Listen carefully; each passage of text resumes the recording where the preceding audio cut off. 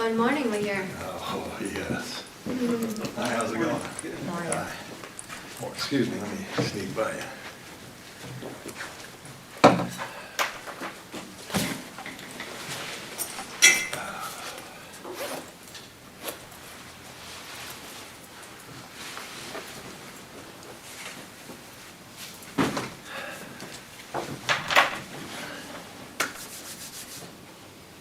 I still have 30 seconds, man, this is perfect.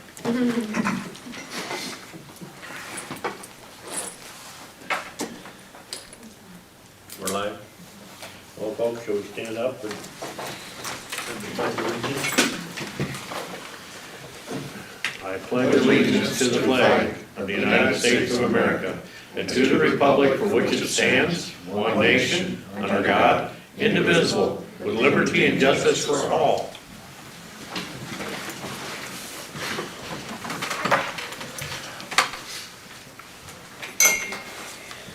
So for number 3, I did put number 12 and 22 are the same, so cross out one of those. And number 23, approve the transfer of funds. I had a conversation with our auditors, Ide Bailey, yesterday, so I'm handling it a different way, so I do not need that. We had prior approval to transfer $200,000 from general basic, so I'm gonna do that. She'll be paying that claim today, and then in 30 to 60 days, when the deed's recorded, we'll get reimbursed, and then we'll flush out that fund, so Yeah. we're good. So don't worry about 23 at all. Nope.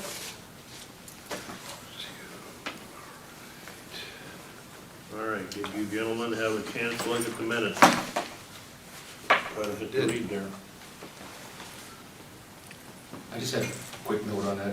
Haley, you got numbers, I think number 6 is a continuation of number 5. Oh, So your yeah. numberings are all done. Yeah, it was due because we were moving stuff around, I was trying to make it all fit on one page. Oh, okay. No, I just, Yep, that's part of that legal description for number 5.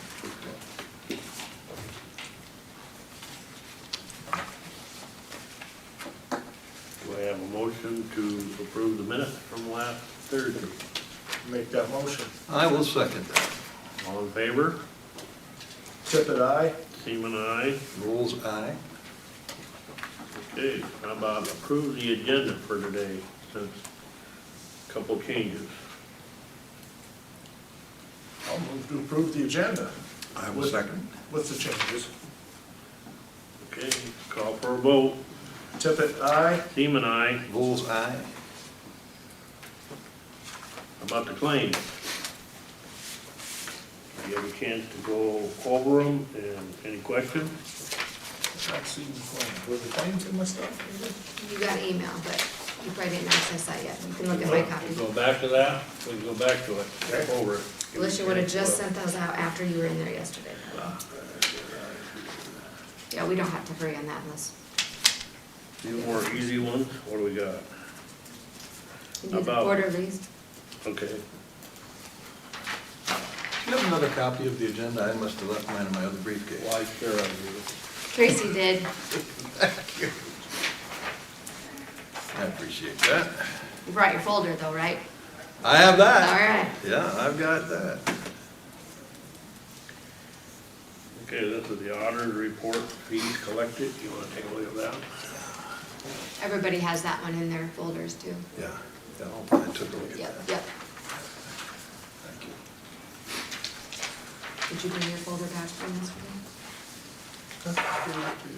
Oh, you got your stuff though. Oh, yeah. So can I have a motion to approve the auditor's report, fees collected?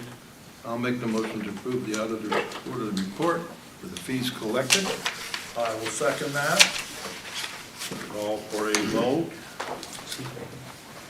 Seaman, aye. Tippit, aye. Rules, aye.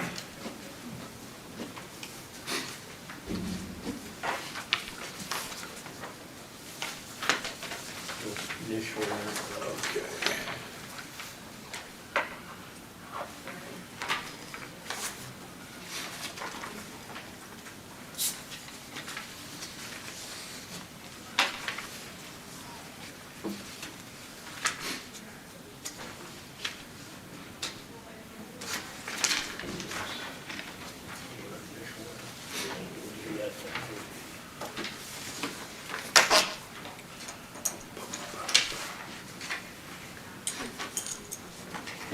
close enough. Okay.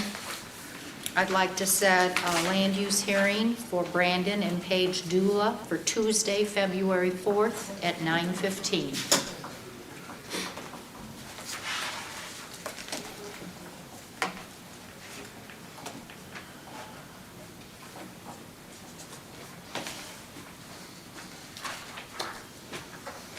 Do I have a motion to approve the setting the hearing?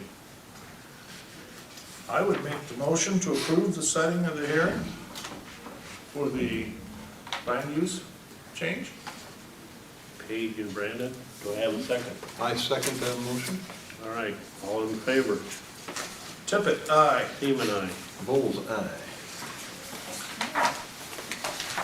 Thank you. Thanks, Barb.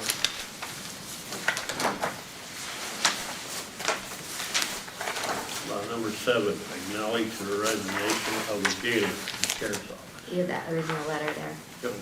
Got that? Yep. There's Bill's. Okay. You want me to let you keep it, because you guys will do the ARPA separate and then the list them.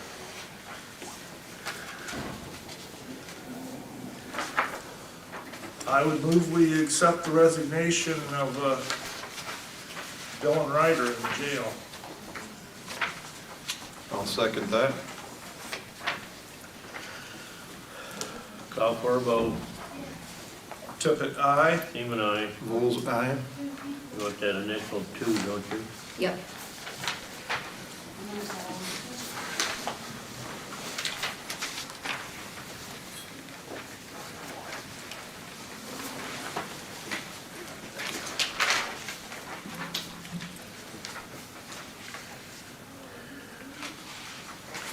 All right, now we'll slip back up to the claims and the ARPAs.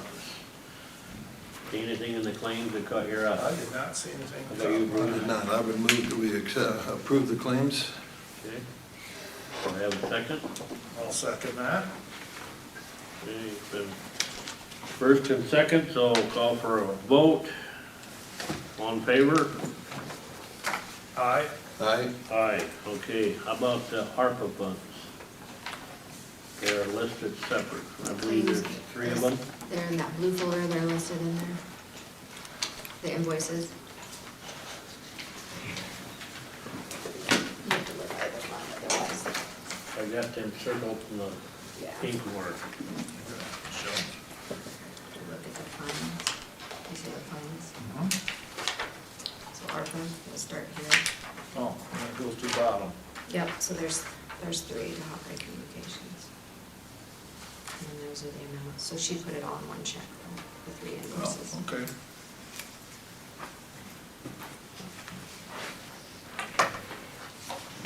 I would move to approve the payments from the ARPA fund.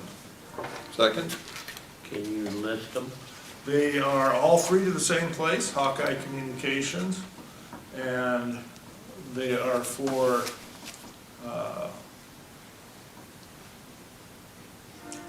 they're IT hardware, IT services, and IT services in the courthouse. I think it's our panic button. Yes. It's a panic button system. Okay. And what's the total dollar? Total dollars of that is $7,398. Okay. That's his motion, so you want I second that, yes, I will. all in favor? Tippit, aye. Seaman, aye. Bull's eye.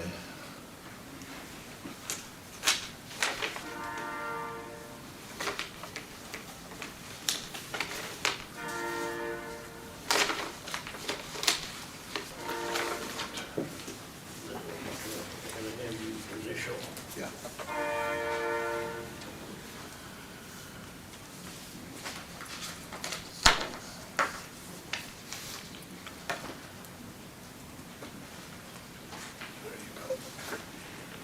Look at that. I've got a copy of that, actually. Okay. Yep. Sheriff's quarterly report?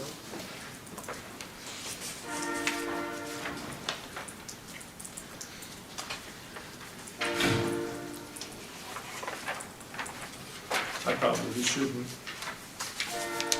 approve that one because my name's at the bottom. Okay. Well, then I'll make a motion to approve the sheriff's quarterly report. I will second that, as I didn't see anything jump out at me, so. Okay.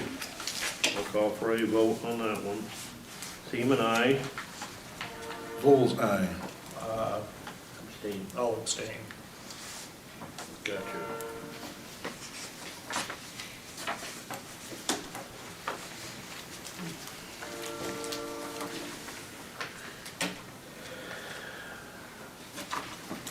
There you go, thank you.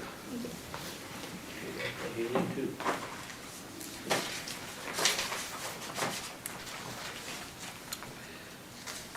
Okay, appoint medical examiner. Yep, I forgot to put that on last week's agenda, Nope. and they were up. They're a 2-year term, and Dr. Brian Meeker agreed to continue on as the medical examiner, and then there is about 8 investigators: Elena Jantz Johnson, Tyler Hinkle, Braxton Morrison, Kimberly Kohler-Raymond, Katie Stetzel, Amanda Seiler, Mindy Eisenbeis, and David Islander. We're still willing to continue on as well. Okay. So those are the ones I'd like to have reappointed. I would move to appoint Dr. Meeker as the medical examiner and Elena Johnson, Tyler Hinkle, Braxton Morrison, Kimberly Kohler-Raymond, Katie Steitzel, Amanda Seiler, Mindy Eisenbeis, and David Islander as the medical examiner investigators. I will second that motion. Okay, call for a vote. Tippit, aye. Seaman, aye. Vols, aye. Appoint a member to the Belle Plaine Regional Zoning Board. Did you find anybody? I found Lynn Shaneman.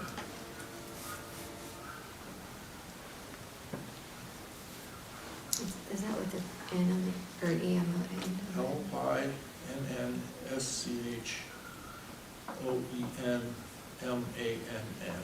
Okay, thank you. I spelled that terribly wrong. I thought Lynn with the E for some reason.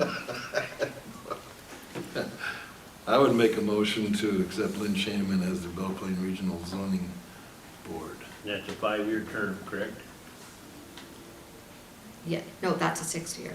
6 years. But he's Okay. still filling the vacancy from the last year, so it will be for 5 more years. Okay. Do I have a second? Tippit, second. Okay. All in favor? Tippit, aye. Seaman, aye. Vols, aye. Okay, I'll introduce Tracy Achenbach. I know there's some new faces here. Tracy, There are this new is faces. Bruce Volz, a new supervisor. Aye. Nice And to you meet know you. Tracy Seaman will be our chairman this year, and then Ron Tippett. So, and they have copies of your budget request. Okay, but- awesome. You guys haven't always had like the hot seat table in the middle, have you? Just started. You're the first one to do the budget request. So. Ooh, okay, all right. Well, so can I do a little bit of the trust fund just for the new supervisors? Definitely.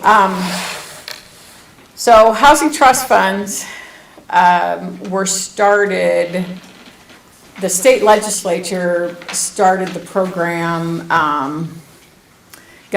we started trying to do it, I was working up in Waterloo, I think, around the late 1990s, and finally in the early 2000s, there was a line in the budget at the state for housing trust funds, and then in 2004 was the first year the Iowa Finance Authority was put in charge of it. And the state's thinking was they wanted to have local decisions about how to use funding for housing. It has to benefit low to moderate income. And so at that time, I was somewhere else I was one of a few housing trust funds that were formed. The East Central Iowa Housing Trust Fund was formed in 2010, I believe, first funded in 2011 by the state. And we are the only trust fund that can apply to the state for funding. They make funding available to us each year. The legislature appropriates some funds at the state level for the Housing Trust Fund, and then also part of the funding comes out of the state real estate transfer tax budget. So every year, the Housing Trust Fund is given the opportunity to apply for funds to the state. The East Central Iowa Housing Trust Fund is made up of Benton, Iowa, Jones, and Washington counties. We've been, I don't know if you looked at that table that I put in the letter that was included with my request, what I started doing, because I started actually, I did not know this, but I'm retiring this year. Haley, I'm retiring. And so I was looking back on something and didn't realize it, but I actually started with this trust fund in 2011, overseeing it. So what I tried to do in my letter, this thing with the red lettering, is that every year what I've done is listed everything exclusively how we've used our money in Benton County, just so you would know, so since we cover a 4-county area. And then the amount that I request of you guys is based on your percentage of population of the total population of the 4 counties. And you guys are the most populated, so your amount that I request from you is the highest amount that I ask of everyone.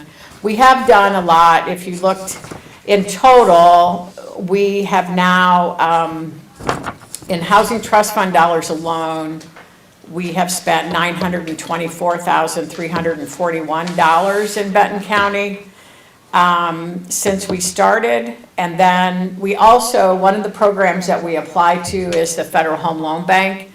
And we use Housing Trust Fund dollars to help us apply to that program. And that program is to help homeowners with rehab of their homes. They have to be, they have to be owner-occupied homes, and then they can apply to us to help to get assistance with that. And so that program, we have spent a total since we started in that program, we spent a total of $342,000. So we've spent a total in Benton County since we started of $1,266,804. I've been coming and asking for money, gosh, probably before your time, I'm Yeah, guessing. I was still with Jill. I mean, I've been here since '98, but I remember you coming in. Okay, sorry. It's okay. But so I've been coming and asking for help because the Housing Trust Fund application that we submit to the state requires a 25% local match. Now, I can use some of that Federal Home Loan Bank grant as local match because that's a lot. This last year, we were able to apply for $435,896. dollars, and so it would be difficult for me, in my opinion, to come to the counties and say, okay, I'd like 25% of that amount. So we use the grant, the Federal Home Loan Bank grant, as part of the local match, but I also have to show that we have local participation from the counties that are here. So, which is why I come to you and ask for money. My request this year to you guys is $5,986, and that's to make an application to the state for next year. So it would be in your FY26 budget. I did increase it a hair, well, not a hair, that's not fair to say, a hair would be $1. But last year, I had asked you for $5,387, and the board had approved that, and thank you for that. This year, what I did is increase my budget by $2,000 total for all of the counties to $20,000, and that's why your amount went up about $600, I guess. My request for this year, just thinking that last year we had a bump up, an unexpected bump up of more. We always apply for what they tell us we can apply for, the maximum. And last year it went up, and I'm expecting that it's going to stay about the same, and that's why I jumped up a little bit the amounts that I'm asking from the counties. But our money that we have, so in this last year, just in this last year in Benton County, I have to look at my spreadsheet. We ended up making a couple of different awards. One was to provide some down payment assistance for low to moderate income buyers of some of the homes that were put in at the Anderson Creek. The ones that were brought in, if any of you were able to go, Tracy might have been the only one, but, so anyway, 3 of those people. And then we had awarded the Cedar Valley Habitat to do, like an emergency repair and rehab program for owners. And for some reason, I neglected to put it on here until I noticed, because I paid it out this last year, and then I realized I hadn't put it on here. So I added it on here. So the total amounts for this last year in Housing Trust Fund dollars, just in this last year since the last time I was here, we spent $138,110. And in the FHLB program dollars for owners, the rehab program, we spent $44,970. So we actually, in this last year, your commitment that you gave for $5,387, we spent $183,080 here in Benton County. So I think that's pretty good. Yes, it is. Yeah, That's a good return. it is a good return. We try, don't we?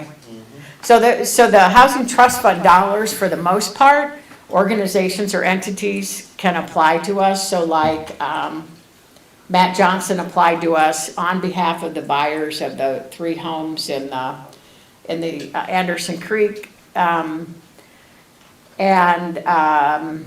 then like Habitat applied to us on behalf of people to be able to help them. So with our Housing Trust Fund dollars, we either use it in the FHLB side to help owners with that, where those owners would be the ones that would apply to us for that program. But then our biggest Housing Trust Fund program dollars, the big dollars that we have, the board then, and Tracy's on the board, he's the vice, are you the vice chair? Happily, look at how happily.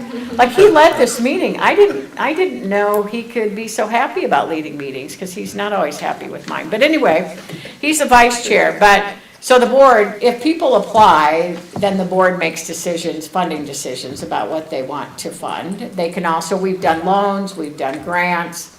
It just depends. If it's a project that will support cash flow, we may want to loan rather than grant, so that we have some repayments coming back in to help sustain ourselves. In all these years I've been doing housing trust funds, I think there was 1 year where the legislature didn't appropriate any money, and it was in the beginning, toward the beginning, and now the entire state has a housing trust fund. And so the legislature likes the program because they can see the results all throughout the state. So I appreciate your support. We get a lot for our bang for our buck. Oh, tremendous.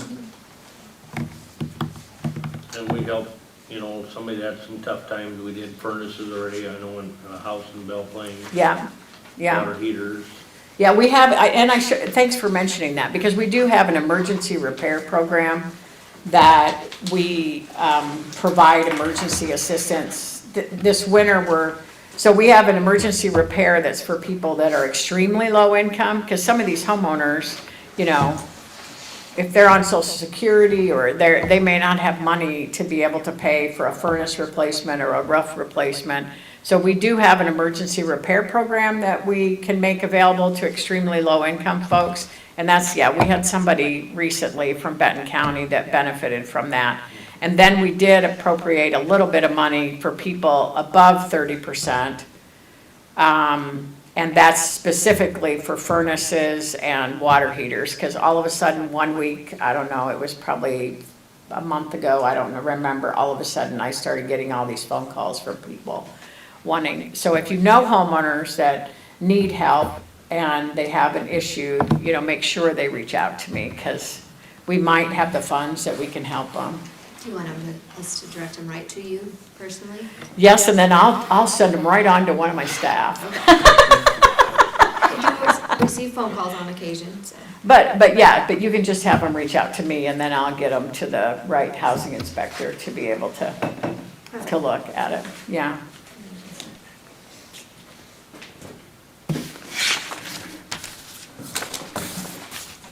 Thanks for coming out.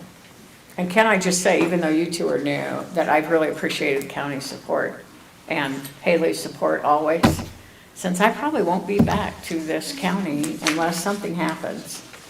And I'm gonna leave because it's not gonna be an easy thing to walk away from my job. Done a great job, you'll have big shoes to fill. Well, I get paid though, really, so, you know, it's okay. You might still see Tracy at a meeting occasionally. I will see Tracy. He'll have to put up with me. I'm not retiring until May, but I'm not sure that I'll need to be back here again. But anyway, so, thank you. Thank you. Yeah, I'll get that form dated and all that sent back to you. Okay. Formal approval. super, yeah. Thanks for coming out, Tracy. Yes, thank you.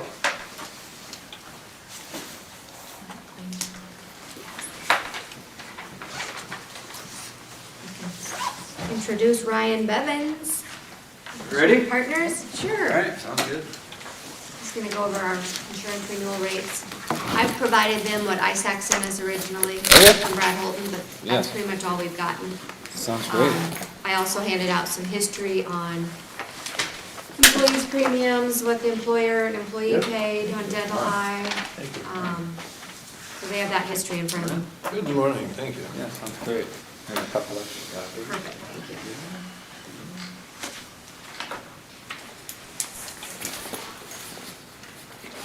All right, yeah, so we're gonna talk about your employee benefits renewal for effective July 1. For the new supervisors, Benton County is a part of the ISAC Group Benefits Program. That's a program that's been around for 40 years, with 28 counties participating, so 28 counties come together for one self-funded health plan for leverage and purchasing power. The overall pool had a very good fiscal year that ended in June. So think of ISAC as similar to like a Wellmark. We're an insurance company, we self-fund the risk. You as a county participating are fully insured, so you're just liable for the premiums that you pay us. We budgeted 40 million, we came in at about 32, so we had $8 million of net income as an insurance company with a very good margin, so that's a good thing because ISAC's not trying to make money like a Wellmark, United Healthcare, and Aetna. And so what they're doing is they're gonna put millions of dollars back to the participating counties to renew. And so the base rate renewal for next year is a -3. So that is not normal in my industry. What we typically see is 8 to 12%. We have some counties that are on their own as high as 30. ISAC's coming down 3% on average if your risk profile doesn't change. So of the 28 counties, you have a base rate, and then you can go up from the base rate if you're poor risk, you can come down from the base rate if you're good risk. And so I think for your county, it actually improved with your wellness discount, so we'll talk about that, but we're capping the negative at 3%. So you can't go below 3. You would have qualified actually to go to a -5, but we're capping it at the base rate decrease. And just ask questions as we go through this. Pass the proposal cover, there's a table of contents. We have a highlight sheet for all of the ISAC programs for fiscal year 26 for tab 1, a compensation disclosure, so how our agency gets paid by line of coverage for any product that we work directly with you on. Your medical renewal, tab 3, dental and vision, tab 4, life and voluntary life for tab 5, and then voluntary benefits where employees are paying, and that's the accident, critical illness, and accidental death and dismemberment. I know we've had a few employees that we reached out and had them contact because, you know, just like a hospital event or something that Yeah. they got funding for, so. Yep, those accident and critical illness policies have been highly utilized, so I'll talk about that. Are there long-term disability benefits? There is no long-term disability here. We work with a lot of counties across the state, and I would say of the 40 I represent, about 25% have LTD, or long-term disability. So IPERS has a benefit that it's a minimal benefit based on your tenure at the county. But that is a gap. It's a coverage gap that a lot of counties have. Counties that I've spoken to about it, I'm a huge believer in disability. If you can't replace your income, you can't pay for anything else. So I think it's as important as healthcare, but there's a cost that comes with it. But I'm happy to provide a proposal if you want to see some numbers. Your medical renewal for the renewal forecast, again, is a -3. The PSF stands for partial self-fund, so your county buys a $5,000 deductible, and then you pay down that deductible to a lower employee amount. And so we have a third-party administrator handle that for you, so your auditor's office or HR is not having to do that manually. So that company is called Easement. It's out of Cedar Rapids, and there's a 25 cents per employee per month increase. So, we're talking about $400 or $500 a year in admin fee increase on that product. The dental pool with ISAC, every county got a 2% increase for next year, and that's trend. Dental costs are going up. Coming out of COVID, we've seen a huge resurgence in claims. So that's a 2% trend increase. Vision's in a rate guarantee. Your life and voluntary life, we already got the renewal. They just extended the rates for another year, so no change there. Your accident, critical illness, and voluntary AD&D are all rate guarantees. And then that last benefit, COBRA administration, since you're a part of the health program, ISAC pays for that service for you. So you're not having to contract with a TPA and pay those admin fees. Tab 1. This first page is just an overview of the ISAC Group Benefits Program for fiscal year 26.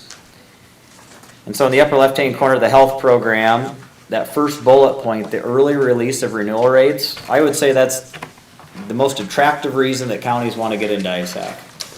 We provide you rates before Thanksgiving, so as you start your budget conversations, you know what your health insurance costs are going to be for next year. If you're on your own with Walmart, you have 90 days for renewal, so you're going to get that renewal in April. And so you've already gone through a lot of those conversations, and you have no idea what a big line item expense is going to be for the next year. There's 28 counties in the program. In the 8 years I've represented ISAC, we've had one county leave, and the county came back the next year. So 100% retention. We've grown it from 20 to 28, and I have 2 counties I'm working on now for July. So we might get to 30 by the time we actually renew.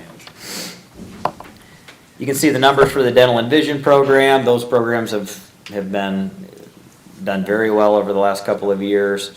And then on the right-hand side, under the complementary ISAC benefits, so ISAC pays for a wellness program that they provide significant county premium discounts, employee incentives.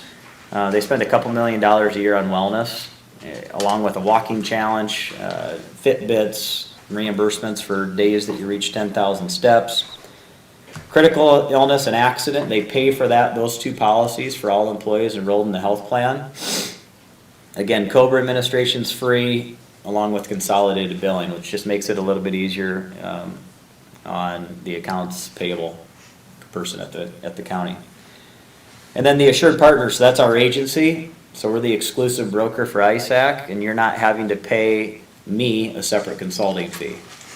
If I were to work for you on a direct basis, it would be $25 per employee per month, so $30,000 to $40,000 a year is what you would pay a broker. ISAC's paying I do it for a much smaller amount because of the size, but that's already included and it's paid by ISAC and not the individual county. All right, the next page is the 2025 Wellness Program. Your group got 4% in discount for this year, so you almost reached the maximum 5%, so you did a good job. The 2025 program is identical to 2024. So if you have 80% of employees complete their physical and fill out the fax form, you get 4% off your premium for next year, so fiscal year 27. And then if 60% of your employees fill out the health risk assessment, it's an online questionnaire, it takes about 10 minutes, you get another % for a total of 5. So 5 is the max. But you're spending, your insurance premium is about $2 million, so 5% is $100,000 you save every year by having employees meet those percentages. So it's a big discount. The employee incentives at the bottom, employees, if they do their physical, they get a $100 reimbursement from Voya, which is the accident insurance carrier. They get $25 for the online assessment and then up to $242 for the walking challenge. So if they walk 10,000 or more steps, every day you get $1 for a maximum of $242. The next page is just a flyer on the Employee Assistance Program. So this is an EAP program. It's a confidential resource for employees to use throughout the year. ISAC is increasing the benefit from 3 visits per issue per year to 6. So they're going to double what this program is as far as free services for an employee to talk to a certified counselor, either virtually or in person, in your community. Any questions on that tab? All right, if we go to tab 2, and if you flip the page to page 3 of 7, this is our agency compensation disclosure. And if you look there on the bottom, the 3 products we have listed here, those are the products that we work directly with your county on, where your county is the employer of record. So the employer paid life, the voluntary life, and then the partial self-fund or that TPA administration. So we get paid 10% of premiums on the life and vol life, and then $2.50 per employee per month for the partial self-fund. These are all current commissions. I'm not proposing any change for next year. Every other product that you have, ISAC would actually be the employer of record. So we give the same commission disclosure to ISAC as the employer of record. Okay? All right, tab 3 is your medical renewal. So this first page is a rate adjustment utilization key.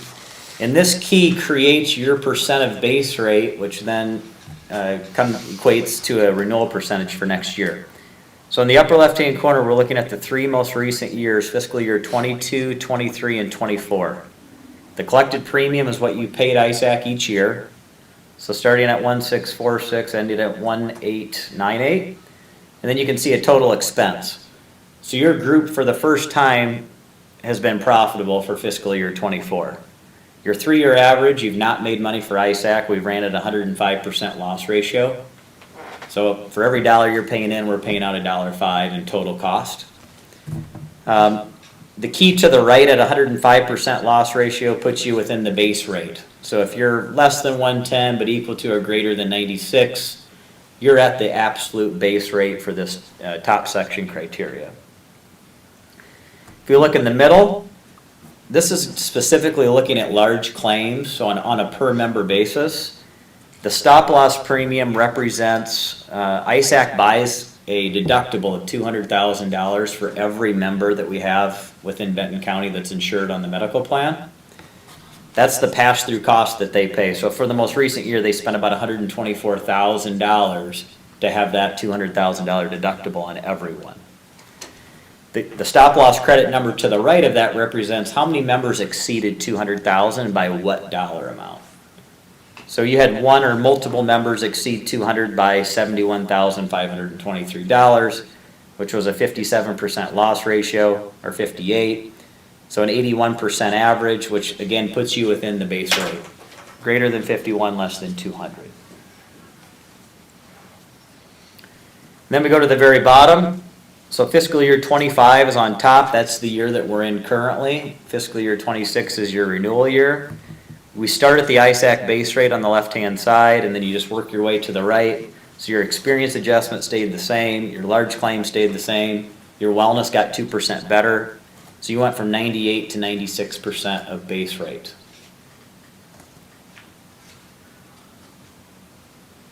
So again, base rates are coming down 3. In theory, your rates would have come down 5%, but it's capped at that 3%. So no county can go below that. And you're not the only county that got capped. This next page is a Wellmark report. And this Wellmark report is really just a transparency report to get close to matching the previous page, fiscal year 24 total expense on the top. So the ISAC total expense number was $1,840,000. The Wellmark total expense number is $1,834,000. They're going to be off by, we see it off by as much as $10,000 because it's a timing thing. But this is a Wellmark report on their letterhead, just showing you that the ISAC numbers are legitimate. So this report will show you 15 months of claims data, and the reason we include more than 12 is because medical claims take time to process and pay. There's a lag to that, the timing on that. And so we include July, August, and September of this year because all of those claims were still incurred prior to the end of June. So providers actually invoiced Wellmark for over $5 million in total claims. You got a discount of $2.8 million, so almost 60% in a contractual discount. You then have to reduce what employees pay through their deductibles, coinsurance, and copay to get to a net paid amount of $1.7 million. This is the smoke and mirrors of healthcare. You start above $5 million and you get all the way down to 1.7. Smaller groups don't always have this type of transparency, and so insurance carriers can play games with you. So 1.7 million, and then the admin fees and insurance, those are pass-through costs that ISAC's paying on your behalf. 67,000 for the admin fee and about 128,000 for the insurance. You get a credit of $71,000 because we had members go above 200,000 for that most current year. That was on the previous page. So that nets out to $1,834,000. We had an average employee count of about 112 employees on your plan for the plan year. Okay, the next page is your current renewal with the plan details. The number at the very top is the total county expense. And that's going to be reflective if you actually decrease your rates. We'll look at that on the next page. That's going to take into consideration your reserve fund and how you're funding all of the expenses. But the plan design, you can see the deductible is a $5,000 deductible for single, $10,000 for family. If you go to the previous page, you're one ahead of us. Oh, this one here? Yep. There we go. There's 20% coinsurance to $6,350 for an out-of-pocket maximum for single, $12,700 for family. And then the employer, so you as the county are funding all but $1,000 of that. If an employee has a large claim, the county funds $5,350 for single and $10,700 for family. So the employee's net out-of-pocket is $1,000 and $2,000 for single family for the medical side of things for the health plan. So they have a very good benefit. You can see the copays listed, and most of the copays are actually deductible waived, and the employee pays 20% of the discounted amount. And then you'll see further on down the enrollment. This shows 119 enrolled currently, 35 single, 84 family. You can see what the employees pay monthly under EE on the right hand side there of that percentage. So about $100 for single and just under $400 a month for family. And then the second line item from the bottom, budgeted HRA, that's what we're budgeting your county to set aside to pay to buy down that deductible from $5,000 down to $1,000. So we're budgeting about $340,000, and you'll see that on the next page. So this shows a negative 3.1%. So and you'll have an option to actually reduce your rates next year if you want to, and let's review that on the next page. So this next page is a partial self-fund reserve analysis. So this is taking into consideration a reserve that you have within your own county ledger to pay for all of these partial self-fund claims. And so currently, there's 3 options, but in every option you have about $730,000 in this account, which you're very well funded. You have over 2 years worth of claims sitting here. You're going to put in contributions of just under $2.6 million for option 1, $255 for option 2, and basically $2.5 for option 3. So I'm actually showing a reduction as an option because your ISAC rates are coming down 3%. Your ISAC premium is $2 million, so that leaves $570,000 remaining for option 1, $530 option 2, and basically $500 for option 3. We're projecting $325 in claims and $14,000 in admin fees. So you can see your reserve is going to grow with either option. So this is totally up to you. If you do make a reduction, you don't have to have a reduction in the employee's cost. That could stay the same, and then the savings goes to the employer. Because oftentimes employers don't want to reduce the employee contributions. because that's not a trend that's likely to continue. So you can freeze that, and then the county can take the savings. And you'll see the premiums below that you would use for funding those reduced amounts. So you're currently budgeting $971 and $2170 for single and family. And these are just illustrative options. You can pick any number that you want. But your reserve's in a good spot. And at the very bottom, you'll see the current year claims out of this account and prior year. So roughly $300,000 a year is what you're spending out of this. We're budgeting $325,000.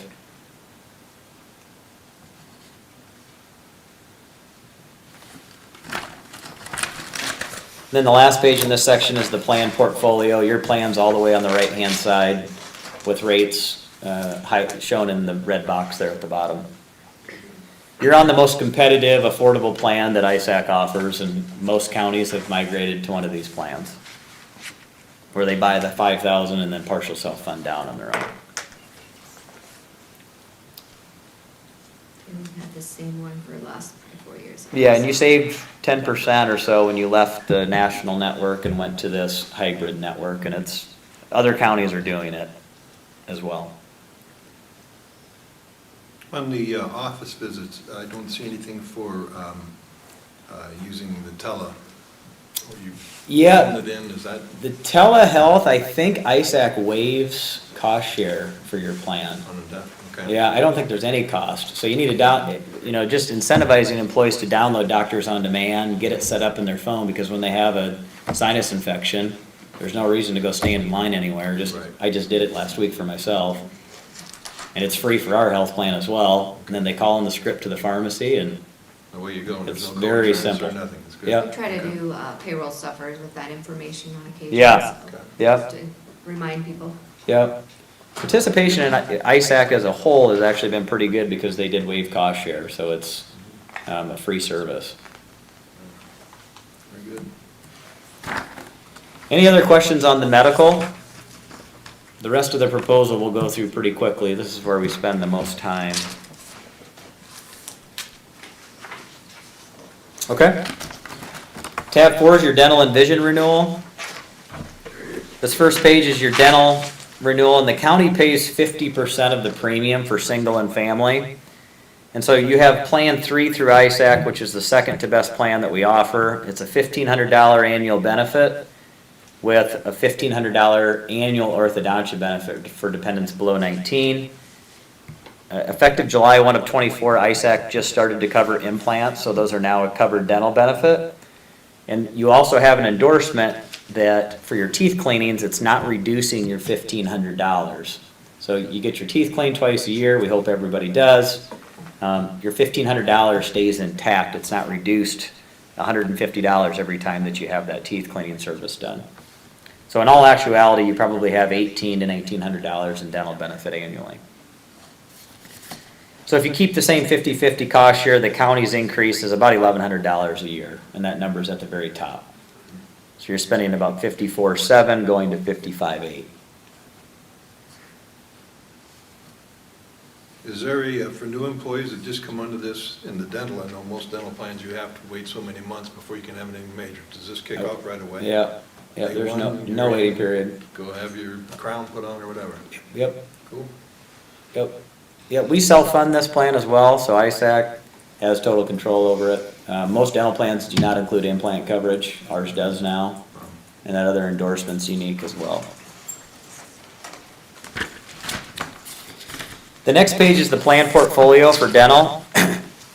Your plan is Plan 3, second from the right. We did introduce a better plan with a higher annual benefit and higher orthodontia a couple of years ago, Plan 4.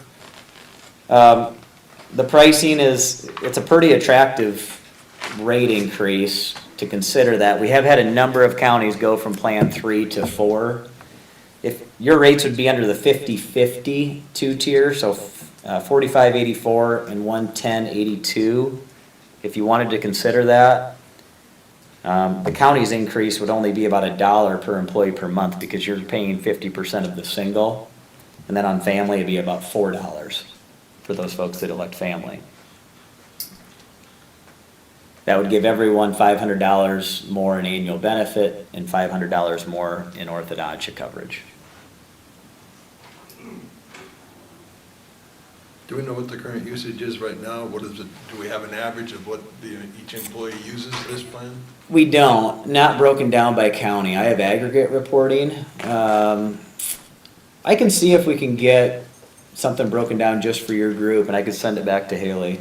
It would just make a big difference. I mean, if we're within that $1,500 with each person, then why bump up to the $2,000? Yeah, the reason it's attractive is not a lot of people get above it. It's just when they do with a crown or an implant, They've got an you extra blow five. through your $1,500, you got another $500 that you're giving the employee. Yeah, it doesn't take long to get. It does not take long. No. You get a bridge done and it's $5,000 or $6,000.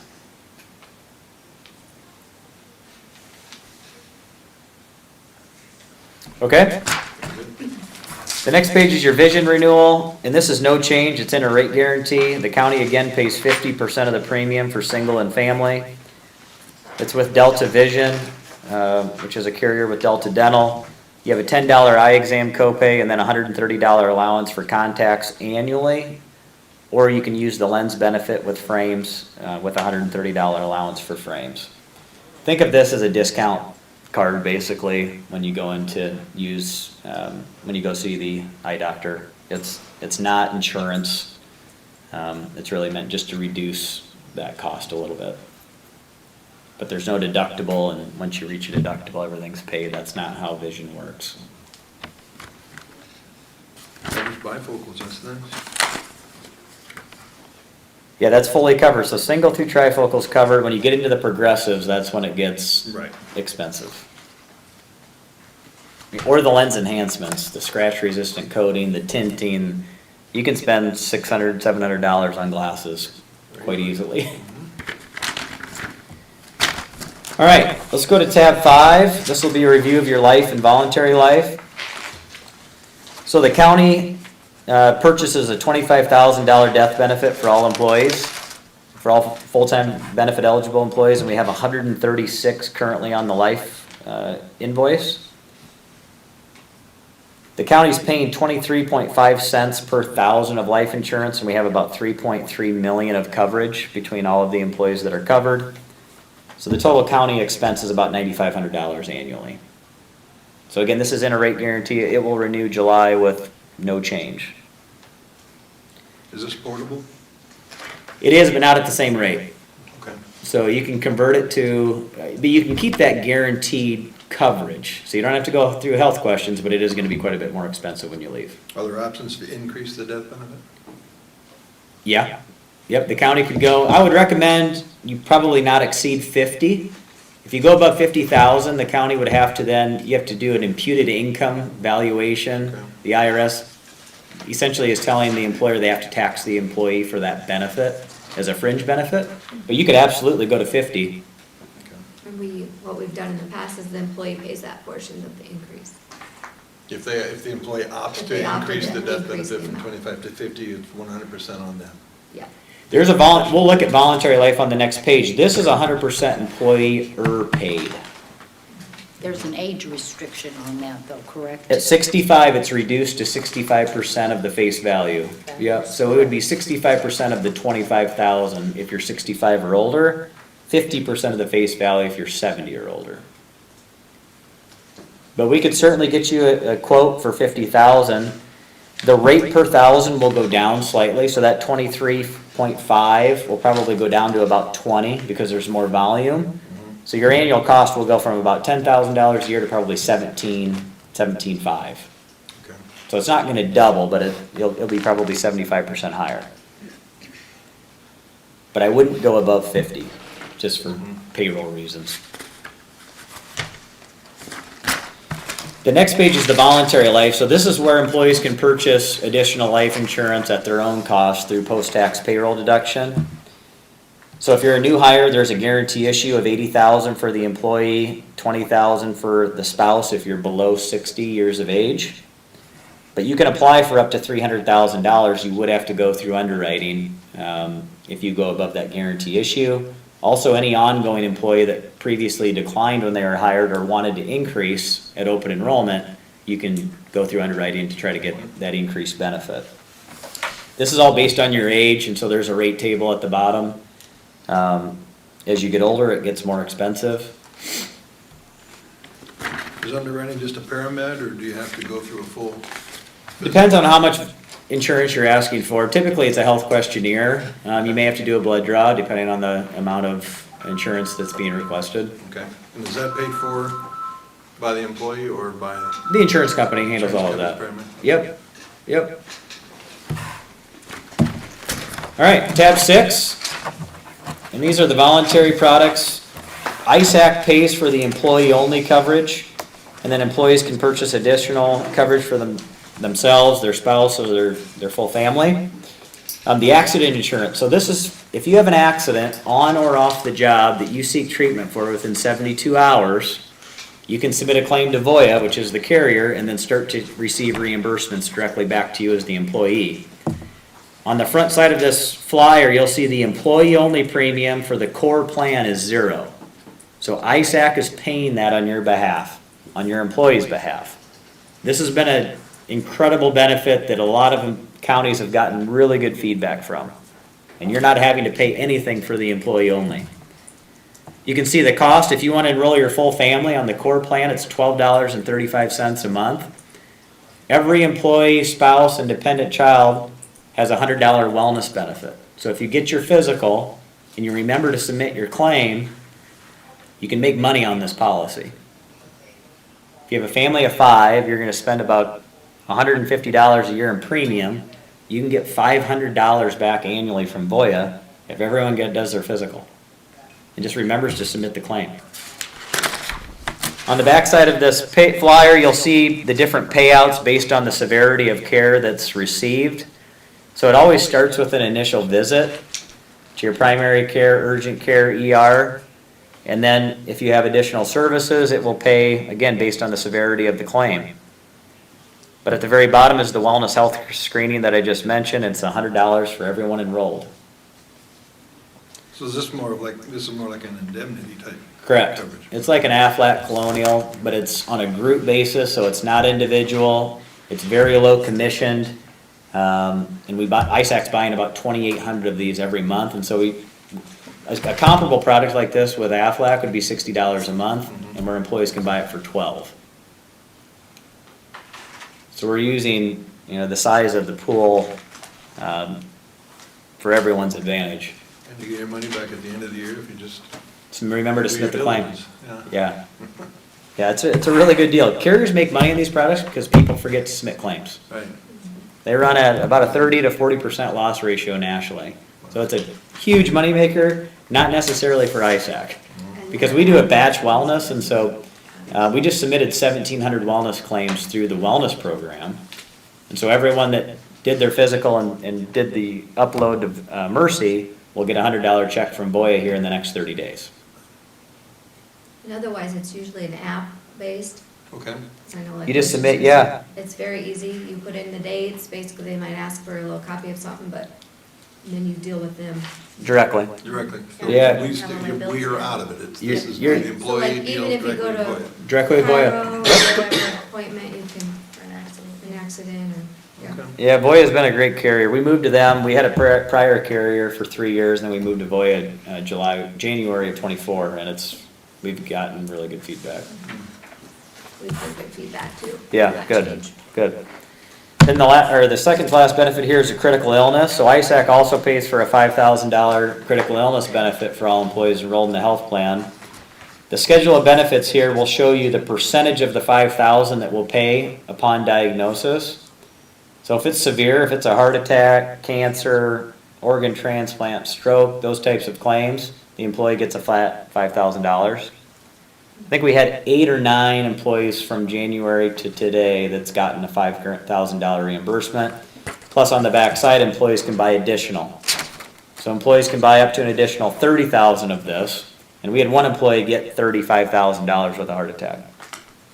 And Is there a lifetime benefit, max?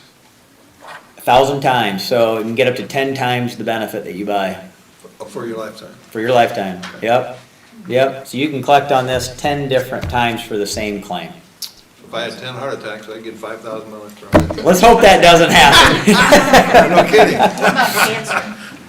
Yeah, same with cancer. So if they. You have to be in remission, so you, Oh, and then come back. Okay. correct. And what's the time in between the two? Is there 160 days? I can't quote that. I couldn't quote that off the top of my head. I'd have to read the contract. Generally, it's 60 days, isn't it? 90, 180, they want to have a length of time of remission before they're going to pay the claim again. On cancer. Yeah, but the contracts are all on Employee Navigator. I think your employees have access, Yeah. so you'll be able to find that. It's in fine print, of course, but it's there. We've had a couple recently that have utilized Yeah. this. Really? Yes. Awesome. So we've learned along with them. Yes. Yeah, yeah. Well, it's a phenomenal benefit. You can take this with you at the same cost post-employment. Same with the accident. Just keep paying the premiums. You keep paying premiums, direct bill to your house, so Because the county's out of it. so- county's out of it. With the voluntary buy-up, because again, we're buying so many for the entire pool, it's $12.30 per 10,000 of coverage, which a comparable product, an Aflac like this, if you're 60 or older, it's $100 a month. I mean, it is very affordable because of how we structured the premiums. Then the last benefit is just a voluntary AD&D policy. So if you die in the event of an accident or you're severely injured in the event of an accident, there's a payable schedule. You can buy between $25,000 and $250,000 of insurance in $25,000 increments. And then on the back side of the flyer is the premiums, and you can buy this for yourself, employee, child, or full family. This is a product that I think ISAC's had in place for the duration of their program, 40 years roughly. And the county doesn't have any. It's all have a dog employee behind paid, it. post-tax payroll We deductions. don't care if they do it or not, it's up to them. Correct. Yep.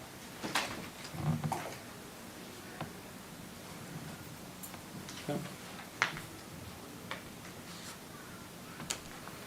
Good questions. Hey, anyone in the audience have any questions? Because a lot of our department heads come along. Yeah, that's great. So, I do know if you want to touch on that HRA thing that we just. Oh, talked yeah. about it. Yep, so, I had worked on a retiree HRA, which not a lot of counties have, but what it means is, there was some interest to put banked, sick days upon retirement into an account that would be, non-taxable upon the contribution, where employees could then take withdrawals out of that account to pay for different unreimbursed medical expenses, including retiree medical coverage. It was discovered you never actually signed the document, so there is no policy in place. But we did make an introduction. It was the prior HR contact here that was interested in this. So I have a flyer. We have a really good TPA if you want to move forward with something like that, but it's going to cost the county money because today, I think you just forfeit. I don't know if there's any payout on, Currently, we do not Banked pay sick sick time. conversion, no. so this would be taking those those banked sick hours and then putting them into an account. So it would actually cost the county money to make that contribution. But it's great for the employee, of course, because they're getting tax-free dollars to pay for unreimbursed medical that would include their retiree premium, which is significant depending on when you retire prior to 65 years of age. And you said not many counties in Iowa do that, though. Not a lot. I would venture it's, less than 25%. Probably similar like the disability. And when they do that, does that normally, well, do you know how they budget for that? Because it wouldn't come out of our insurance fund, it would come out. I don't know how you budget for it. You'd have to look at all of the banked hours for all of your Yeah. employees and then create like a maximum risk. And then, of course, you're not gonna use the maximum every year. You kind of identify who's an eligible retiree. And you could put criteria around that, time, years worked at the county, drawing IPERs. You couldn't allow someone to retire at 35 and say, I want this benefit. Similar to what you can do with retiree coverage. So you can tighten it up, if you will. Maybe you don't know. Does everybody go at face value on the hours? if you got. I assume it's times an hourly rate that they were probably making when they retired. Okay. So it would be different for everyone. Yeah, but it's an all or nothing thing, so everyone either has to participate or you don't offer it. You can't pick and choose who's gonna be a part of this and who isn't. So everyone would be forced to take, which the employee's gonna like it because today they don't get anything for those hours. So it's a win for the employee regardless. But for the county, know that every employee will be vested into this. Part-time, the whole catastrophe, everybody's. No, I think you can narrow it to just full-time. You can have an eligibility set, so it'd be full-time working 30 or more hours a week. Because But, part-time doesn't earn sick time. Don't earn, part-time does not. No, and then those that work 37 and a half hours a week, their maximum will be 750 hours, whereas they work an 8-hour day, they have maximum of 800 hours. Is this based off of scheduled time or actual work? They accrue every pay period. So if they Based don't- on how many hours Yep, yep. they've been So like paid? courthouse employees accrue 5.5 sick hours every pay period, which is 2 weeks. So 26 pay periods a year Okay. they get. So once that's banked to the max, that's where this would kick in, like if somebody were to leave and they had that unused sick. We would pay that lump sum into this HRA account. and I don't know if other counties are paying out some sick time. That may be the case. You might have some abuse going on in the last year of employment. I'm sure there's some of that. No, that's- So there's gonna be an expense regardless, but this is, if you're the employee, this is best case, because then you can be a good steward of your time, and you're, There's the answer. You're gonna be a good steward of your time. You're not gonna take a day and start misusing it or a vacation day when it's actual sick. There's a prize at the end of it. And we have some that convert their maximum into like vacation hours. We have a conversion too. And the sheriff's union contract allows payout, there's a ratio, so much sick hours. Once you get past this level, and then it's a percentage of that, and so, like you said, you'd have to set up parameters. yeah. And that's voluntary? I mean, let's say like the sheriffs, if they want It's to in their decide to union take. contract. So, but can they convert some into vacation? They can. And it's up to each individual employee how they Right. want to control their own destiny then. And they don't get paid out that percentage of their sick leave until they leave. Until they leave. And there'd probably be less conversion if they knew that this was in place. Exactly. So. The problem being is we shouldn't act on that in the middle of a budget year because that wasn't budgeted for. Yeah. That's correct. Now's the time. If Time. we were really gonna do it, then department heads would look at their employees and know that ratio This is to try to where we're at. budget for it. Because it's gonna be costly. Yeah, I don't know how many retirements you typically have a year, if there's 5 to, Depends, I 10, mean, we've whatever. offered early incentives for, yeah, paying so much of their single plan of their health insurance, things like that. yeah. Well, it kind of, when an employee gets these accrued hours, it's a benefit that they use if they have some sort of catastrophic injury, where they get paid because they're, Yeah, that's they've what been it's for. smart. Whereas Yeah. if you use your sick time as a vacation day. Which we know and then people Something do. catastrophic happens, you don't get paid. And on the same token, though, if you have a term life insurance policy, and at the end of the term, it goes away, the life insurance company doesn't give you 20% because you didn't die. Yeah. I mean, so, Exactly. just because you didn't use, That's because exactly you were Yeah. smart with Yeah. your sick time and didn't use it, once you're no longer employed, you don't need sick time anymore. So, I mean, Yeah. we're looking at, Yeah, It's kind of a- it's an added employee benefit, there's It's no a way around benefit. that. It's 100% county paid, it's a great benefit if you're the employee, because it's hard to find a way to get tax-free dollars to pay for healthcare once you're done working. You know, there's a big gap, if you retire before 65, it's tough. oh, I know, well, I'm 60, I'm happy to. Appreciate the questions. I can tell you have some insurance background. Appreciate the questions. I can tell you have some insurance background Yeah. somewhere. yeah. I don't typically get these questions, so I appreciate that. Currently a licensed broker, so. All right, okay. All right, well, that makes sense. We put him on our risk pool insurance too, so for Okay. trustee. Yeah, I think that was a good move. Is this something that, You can do it at any time.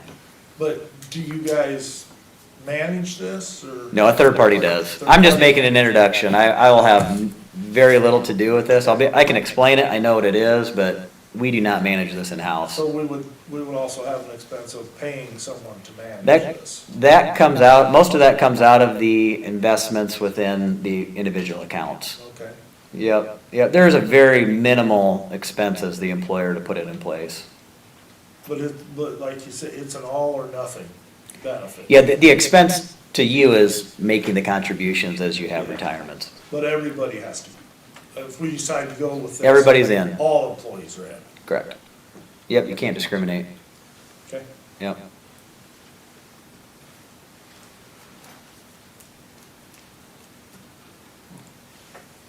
Yeah, personally, I think long-term disability is every bit as important. If you have someone go down at 25 years of age, and I had a city that I talked to disability about for 10 years, and they had a 25-year-old go out and will never work again, and Social Security disability is not what you think it is. No, it's not. So, LTD, I'm a huge believer in. We help employers with LTD claims all the time. That's the biggest gap that I see. And you're not unique. A lot of counties do not have disability benefits, so. And you said you could work up a proposal? for Yeah, LTD? yep. I do it with the same carrier. Madison National Life, which is your life carrier, they insure most of the counties, cities, schools in the state of Iowa. They're a very good carrier. Yeah, because most of your Aflacs and everything like that has that cap. Yeah, and they're all individuals. I'm not a huge proponent of that type of policy being sold, and I don't like employees being pressured to buy things. So I don't allow Aflac to work with any of my clients. I only sell group. Yeah. And the LTD would be optional? 100% employer paid is how you want to structure it. Okay. It takes the rate from here to here. You can do it voluntary, but that's not that's not what I would recommend. You make it like the employer paid life. Yep. I think when that was originally proposed, we did talk about that a little bit a few years back. Yeah, I'm happy. I can certainly get you a proposal for the LTD, and you can see, it'll I'd take like me. to Just see what the numbers are. Yeah. Because it is a huge benefit. It's huge. Yep. It only takes one person to go out that you feel really good about that decision if you put it in place. Now, unlike disability insurance, is the LTD, does that have any bearing on the type of job, whereas an office worker's rated at a 2 and somebody who's driving a... Yeah, we'll put a 2-year ONOC, so you'll be protected for 2 years. After 2 years, then typically, if there's a job that's reasonable in definition to the job you were disabled from, you have to work. You can't not work if you're able to. Okay. So there will be an offset after 2 years. But they'll pay through Social Security normal retirement age. So for a younger person, they'll pay till they're 68, 69 years of age.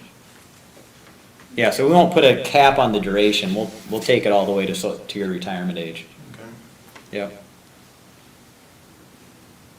Yeah, I'll get, write a note to myself to get you an alternate proposal for that. You want to see a $50,000 life quote too, just as you're looking at this? Yeah, just, if we're going to look at numbers, why not?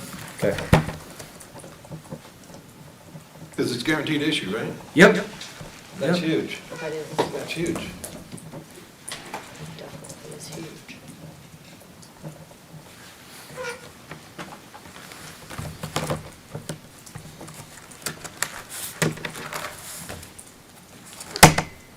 All right, anything else? Thank you. Yeah. And we can kind of have, they can brainstorm and Always that decide if way, they're you gonna know. keep them all the same or what we're doing, so. Yeah, it won't take me but a couple weeks. I'll get you those quotes back and then just let me know if you have any follow-up questions. Okay, but the big Yeah. ones you've touched on for health insurance, what we're gonna have departments budget for and stuff. Yeah, I would just try to decide if you want to take a decrease, what that decrease is going to be. And worst case, it's no change. Right, You could actually budget a decrease if you want to. okay, Yeah. because we're in a good position with that item, so. Yeah. Yep. All right. Thank you. All right, yeah, you bet. Thank you, guys. Appreciate it. You bet. Thank you very much. Thank Yep. you, Ryan.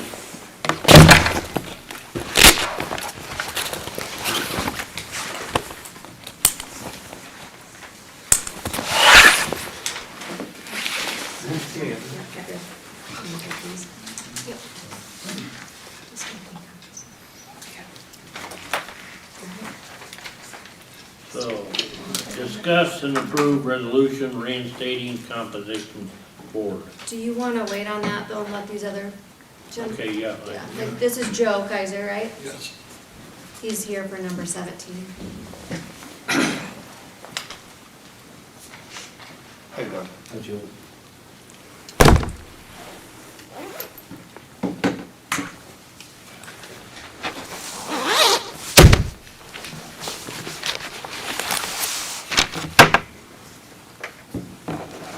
I'm here to represent Stony Arch Estate, second edition.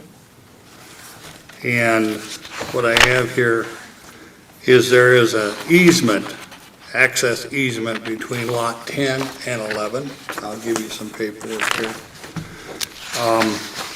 And the association has, That for you? I keep a copy, yes. I want to give away my copy. You will see on there that the association has got together and voted on it 100% to try to get this easement removed between lot 10 and 11. It comes off the private lane, as it was told to us when we bought lots, that we would be financially responsible for maintaining that laneway in. It's not a through street whatsoever. It's in the county. It's a dead end. Now, I did try with Mike Elwick to talk to him when Janet and I bought lot 10. We could at that time, if he would have signed off, it would have been a done deal. But Mike told me that he needed that access easement into that farm ground to the east of it. But I will show you too that the ground, and I did not argue with him anything, I just said, okay, fine. So then we come full circle with the home association, had our meetings and discussed it. Nobody wants heavy equipment coming down that private lane whatsoever, other than for construction of a house and that type. All right. With Mike's reasoning, I don't follow suit. I know there are situations you have to have access easement to production ground. This is a gravel road on the east side that goes north and south. Okay? This gravel road has a laneway coming into this production field. When I took the liberty to talk to one of the people that farmed this, they said they love having that gravel road there because it's low traffic and they can stage and get that field open and in and out without a lot of hassle. They don't want to come down through that farm, a private lane, okay, at all. And as I say, none of us want them to come down there with the equipment because it's 30 feet wide and 400 some feet long. It makes absolutely no sense because there's not a permanent road put in there. Okay? I disagree with Mike in a sense that he does not need any other access to this field. There's also a driveway on the blacktop on the south side of the field. But it looks like it's sharing it with John's house, the very first one. So I don't want to say a whole lot about that. But the gravel road on the east has a nice driveway. They've been going in and out of there for years. He is not landlocked. No. He's not landlocked. Thank you. He's not at all. And like I said, he has his own reasons for it. We just, as a group that has bought land from them, disagree. We don't want that type of traffic coming down through there and doing whatever kind of damage it might be, because it will be to our expense. It's plain and simple, really. So, like I said, we would just like to have that easement removed.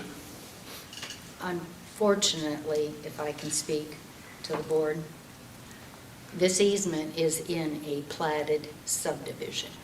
Okay. In order to remove it, you have to replat it, meaning lots 10 and 11 would require a replat. Okay. You would remove the easement, you already have the homeowners association approve it. Elwicks are out of that. You guys are the homeowners association. Right. However you do it, but you have to do it legally. So it's a replat of lot 10 and 11. Okay. And It requires a survey, they'll remove it. The board could waive the requirement of a preliminary plat and that type of thing. You will have a per lot fee on there of $250, and you'll have the surveying costs. But it will be called a replat of Stony Arch Second Edition. And you remove that off of there. And then if you choose to give each of 10 and 11 an extra 15 feet, then that would be what you would require the surveyor to do. So each of those lots would get 15 feet, because it's a 30-foot access right now. Right, it is. And so But- however you structure it, you're gonna need a surveyor and you're gonna need to replat it. The board can't just, So this rolls back on all of the landowners that bought the lots, is what you're saying. Elwick does not have to show justification for this access easement or explain the real reason for it. Now, we're in the county, he's in the city with the ground, that's the other thing here. okay? He now, the city has right of review for subdivisions. So not only does the county gonna look at this for the replat, the city's gonna have right of review. And they're gonna need to look at it as well. They may waive it, which they can, but they also have right of review. So, this is gonna be an expensive, time-consuming problem to resolve. I would say yes. And at any given time, as we speak here, a big piece of equipment can come down that private lane. Can it come down the private lane or not? I'm under the understanding that we as a home association and landowners do not have to allow any of this equipment to come down. I mean, I don't want to put a barrier up at the beginning of the lane, but it's almost like, okay, they'd have to go through the field and then come across. No comment. Well, I mean, help me out here, because like I said, this is taking time and trying to understand and appreciate Mike, and when Janet and I bought Lot 10, we went through O'Shea's attorney at law to try to get him just to sign off, because the seller of Lot 10 and the landowner of Lot 11 were willing to sign off to remove this. He said no. I said, okay, fine. I spent a few dollars with an attorney and we're dead-ended on it. So that's why I'm coming full circle here to you to say, look, this doesn't make sense to have this lane here that he won't even share really what the purpose is for, because it's not laid out for heavy equipment. Number two, you have to come down this private lane to get to it. Where are you gonna go? They don't have the right to go continuously on this private lane on the north end to come into the field. That's wide open. But they don't have the right to come down through there. And like I said, I talked to one of the men that does the farming there. They don't want to come down there because they got a perfect setup with this low-traffic gravel road on the east side with a big laneway. It just doesn't make sense. It looks to me, Joe, that us three guys ain't got nothing to do with this. Your best bet is go see Barb in her office and come to a conclusion which way you should continue on to get this resolved. It's gonna become a civil matter Oh, okay. between you and Mike. But if you're asking the county to intervene, the only way we can is to do a replat. I understand you. And so if you present us with that, the board could give you a waive or a variance for a preliminary plat, but not all of the provisions. But you do, have the right to do that. I would tell you that I would encourage maybe a conversation with your attorneys and see if there's a way that you could mediate this without having to spend a lot of money to take this out. That being said, does Mike know that you guys want this removed? I called him, I talked to him when we originally bought the lot in the process of it, and asked him what was his reasoning for not signing off. And respectfully, he said to me, he said, well, I needed access easement to get in that production field. And I'm sitting there going, okay. In my mind, I said, I'm not gonna argue with the man whatsoever. If that's your reasoning, that's your reasoning. So then I thought, well, I'll just come full circle with the home association and we'll discuss it, we'll vote on it.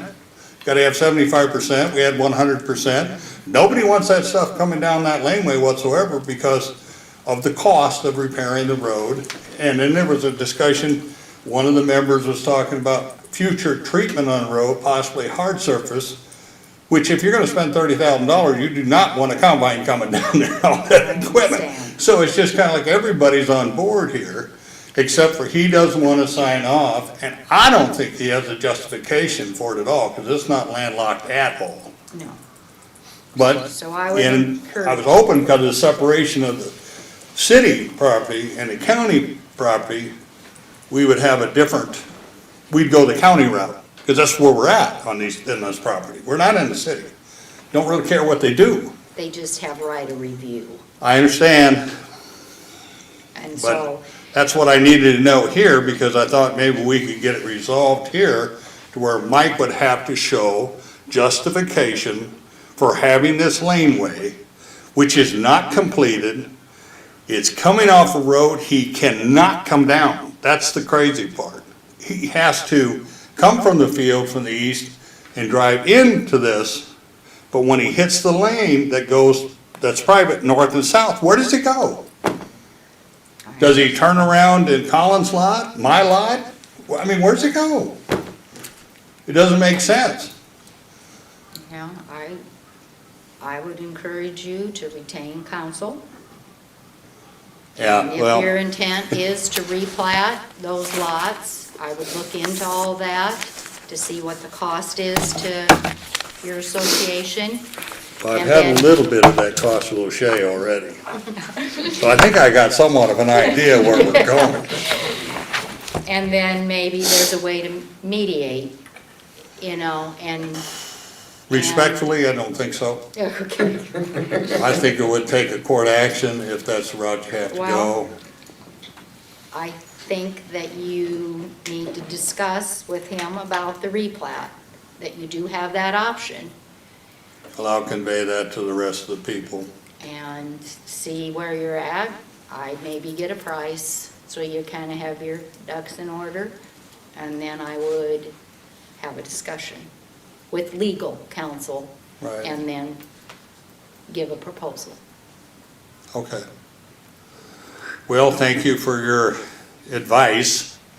I guess I don't know what else to say I except know. for, I'm a little bit disappointed because this takes so much time to get this going and getting everybody together and we Yeah.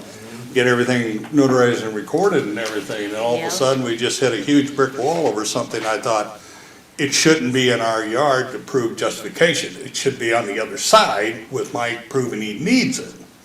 You know, so that, I'm just misunderstanding, I guess, for what I You are thought. in these the were- driver's seat, but there's legal procedures that you have to do to get you to where you want to be. And Yeah. there's costs, unfortunately. Yeah, well, I appreciate that. Thanks, Joe. Hey. Yeah, I appreciate it.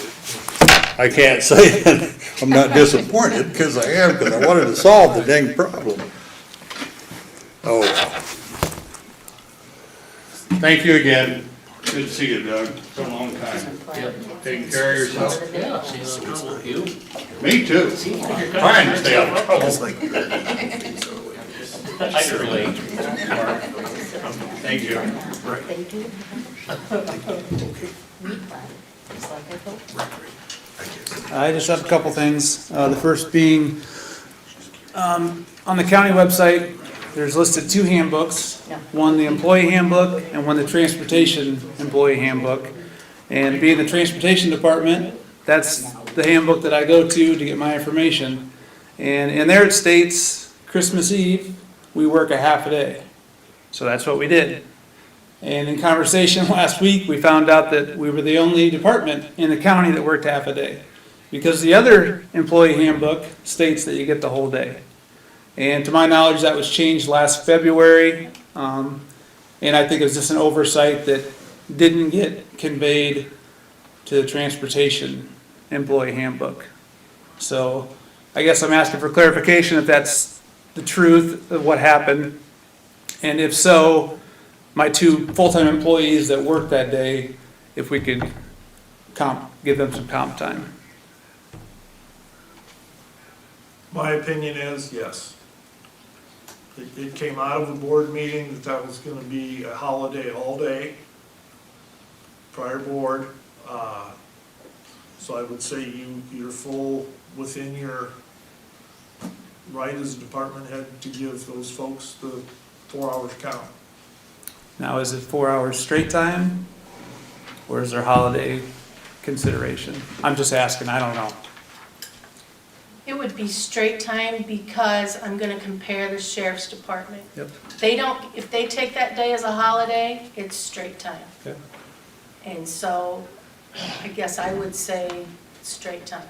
That's just my 2 cents. Okay, that's fine. Appreciate that. They will appreciate that. Yeah, and like I said, I think it's just an oversight. What do we have to do to change it in the? Well, I think once you guys approve our new handbook and stuff, I mean, the only thing different is otherwise like your drug policy maybe or something. I think that's the only difference between the 2 handbooks is we have a drug and alcohol policy. Because of the transportation. Yes. Right. So I'm not sure if they could actually be combined into one and just state that this section is for the transportation department. Instead of having 2 separate publications. And that's the way it was when I took over this position 8 years ago. We just had an addendum Yeah. that we gave to the transportation employees. Read this, sign off on it, and we kept that in their file. Sure. So I'm not even sure when a separate handbook was created. I'm presuming we started having HR. Could be. So I think once they clean up the handbook today, you would follow everything and then maybe just add that. Do you see that as causing any issues, Derek? Just having the one handbook with the addendum for their drug and alcohol policy? I don't think like anything legal would be involved if it's simplicity for like, say, the county as a whole. I always err to the simplest option, you know, rather than more confusion. And if there's 2 books that are contradicting each other, should probably try to merge and have everyone on the same page. Well, it would avoid the situation right now if you had Right. one book. Exactly. Yeah, because now you have 2 to work with, so, yeah. Okay.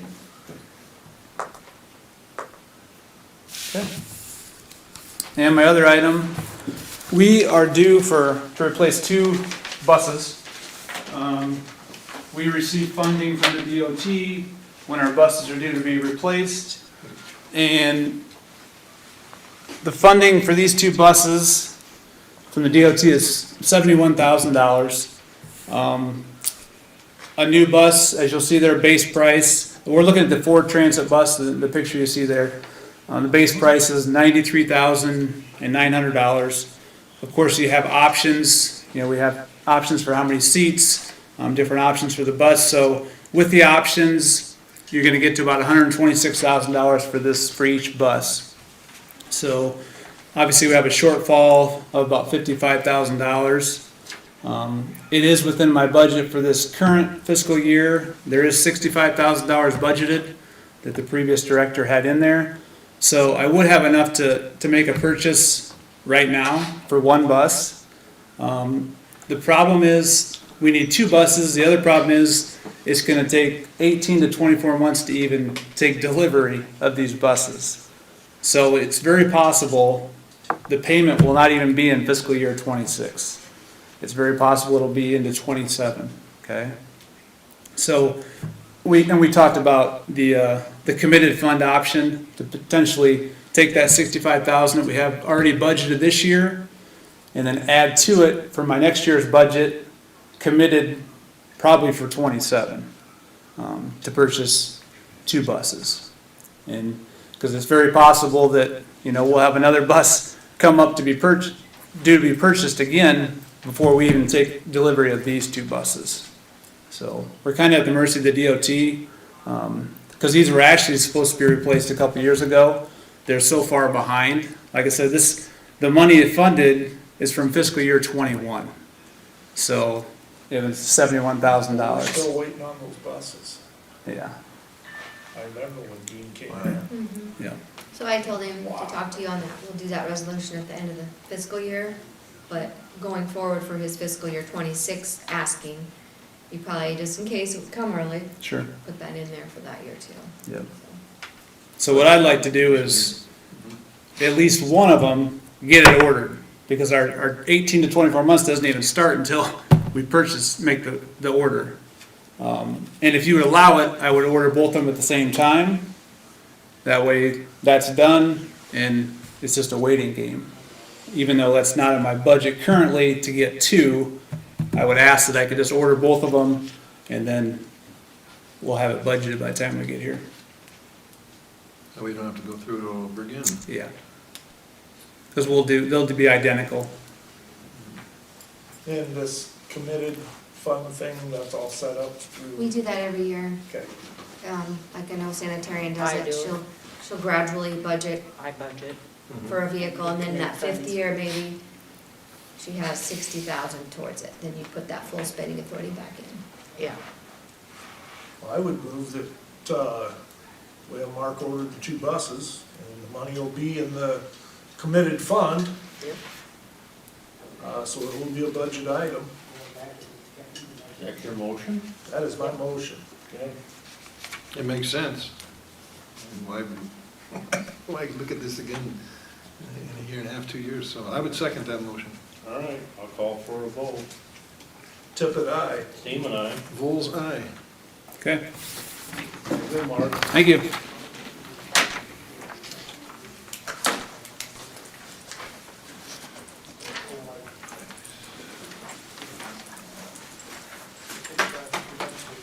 Someone told me Amazon's got all the chassis tied up.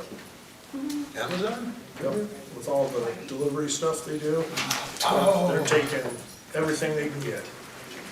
And that's the holdup on this type of chassis. They'll be after Myron's stuff next. Just make it. They are make it heavy big. duty trucks are out into January 26 already. Wow. That's what you said the last meeting when you wanted to replace the two trucks. It's So you're so a far year down the out. line, Mhm. you gotta, jeez. And the money you budget goes in the committed fund to you? Secondary roads is, Oh, that's right. You guys- doesn't lose their funding, so Yeah. it's, sometimes it gets off on timing and may just need to be amended from that standpoint, but Yeah. assigned money stays within secondary roads. So Dean never got those two buses. We took possession of one just when I came on last, he Okay. got it in March, I think, and I came on in April. So But one of that- those buses has never gotten here. Well, these haven't even been ordered yet. No, didn't he order two? He got a minivan also. Yeah, okay. Yeah, so we have those. So that took 2 years, basically. Yeah, I'm not sure how long it took. It did take a while. Wow.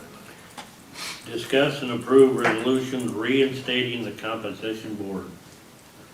Compensation, yeah. So you guys have that resolution. So as you know, in July, legislation changed and dissolved the compensation board. So it left that discretion up to the counties whether we want to reinstate that and have the elected officials do their appointments, or have the Board of Supervisors act as that with the authority to make the raises for the elected officials, and then you guys would have to show the work and do the steps that the compensation board normally takes. So, and I know, Ron, you were in that, we all had a department head or elected officials meeting, and we kind of all felt we were in favor of reinstating it. I know Ray was the one that was opposed, but, Majority rules, we had a vote, and so it's up to you guys, you guys can decide, but we have to pass it by resolution. And then if we do, I would state that we would need to work fast and probably get those appointees back to us and have a compensation board meeting. To start moving forward with the wages for this budget. Is this board voluntary? Yes, they're not a paid position. They meet once a year. Once a year to discuss. Yep, they discuss, they can approve the elected officials' wages, like a Okay. percentage, and then the supervisors cannot go above what Cannot they exceed. recommend, but they Okay. can, but they can reduce it, and if they reduce it for one, they have to reduce it equally for all. All, across the Yep. board. This is a bipartisan organization that's from, So like, All over the the three place. supervisors get to appoint 2 members, and then the rest of us each get to appoint 1 member. I see.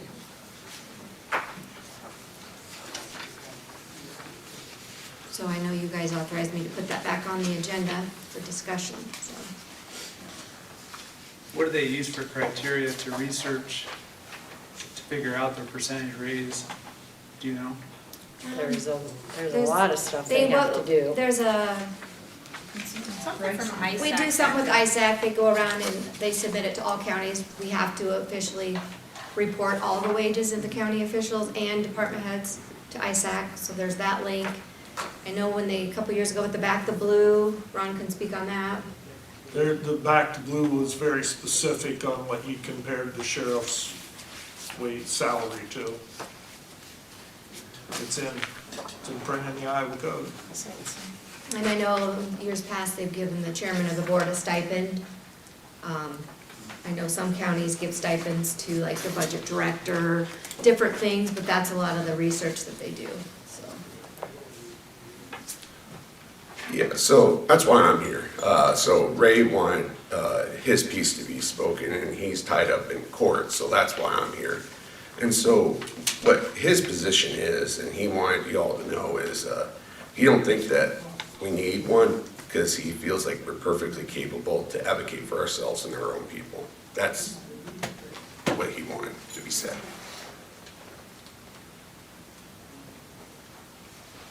Up to you two guys.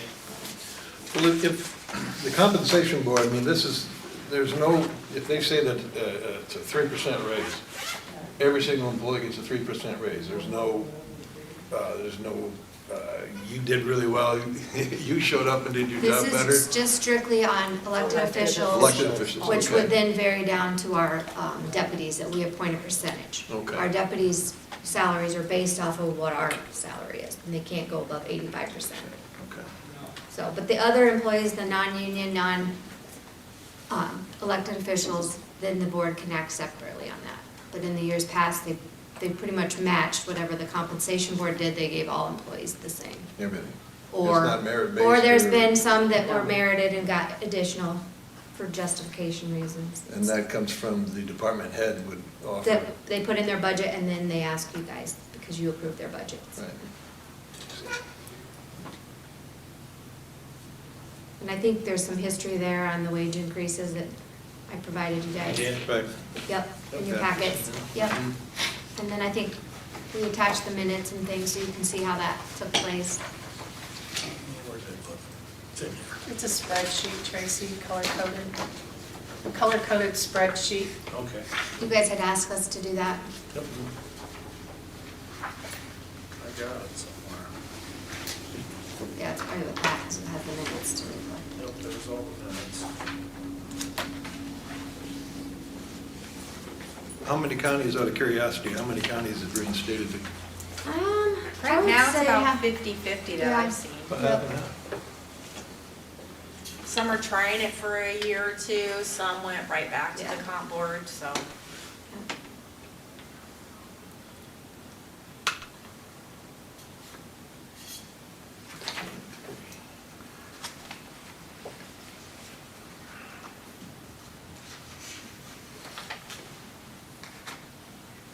Does it streamline things to have a compensation board? Because I wouldn't say it streamlines things. It gives the elected folks time to have a representative speak on their behalf, so they don't have to try to come and sell everybody. They don't on what advocate they're for doing. themselves, Right. basically, is what that is. Someone else does it for them. voting yourself a raise type of. Yes, Yes. Nobody likes to see that. come on. Well, and you're supposed to be able to show your work where you come up with the comparisons and all that too. Justify it. Mhm. I said I'm on the fence. I don't, like, to me, it's just another meeting coming up here one evening. But we, I- as elected officials, wouldn't even have to go to that meeting. No, It would you just be wouldn't. the compensation board members. I was at the meeting with the elected officials. It was overwhelmingly by vote, and everybody was present. Were we missing anybody? I don't think No. so. We had the newly elected Dave was there too. Yeah, they all want the count board. I would make the motion that we reinstate the count board in Benton County. And so on that resolution, would you want to put an effective date when those Okay. members need to come back? Now I gotta go back and find the resolution. I had the date highlighted, so. You just said January 25? Yeah, And because we I just have to thought, put the date yep, in. fill that in. Resolution 25-4, establishing a county compensation board. You want me to read it? Sure, but it actually, yeah. Whereas pursuant to Iowa Code Section 331.905, as amended in 2024 by Senate File 242, the County Board of Supervisors may vote to establish a county compensation board. Whereas pursuant to this same code section, when the Board of Supervisors establishes a county compensation board, the compensation board shall be comprised of 7 members who are residents of the county. 2 members shall be appointed by the Board of Supervisors, 1 member each by the county auditor, county attorney, county recorder, county treasurer, and county sheriff. The members of the county compensation board shall not be officers or employees of the state or any political subdivision of the state and shall serve staggered terms.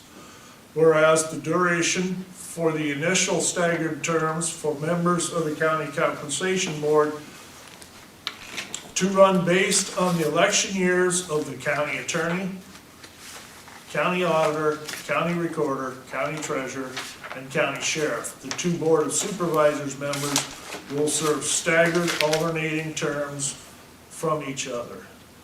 Now therefore be it resolved, Benton County hereby establishes a county compensation board for the county.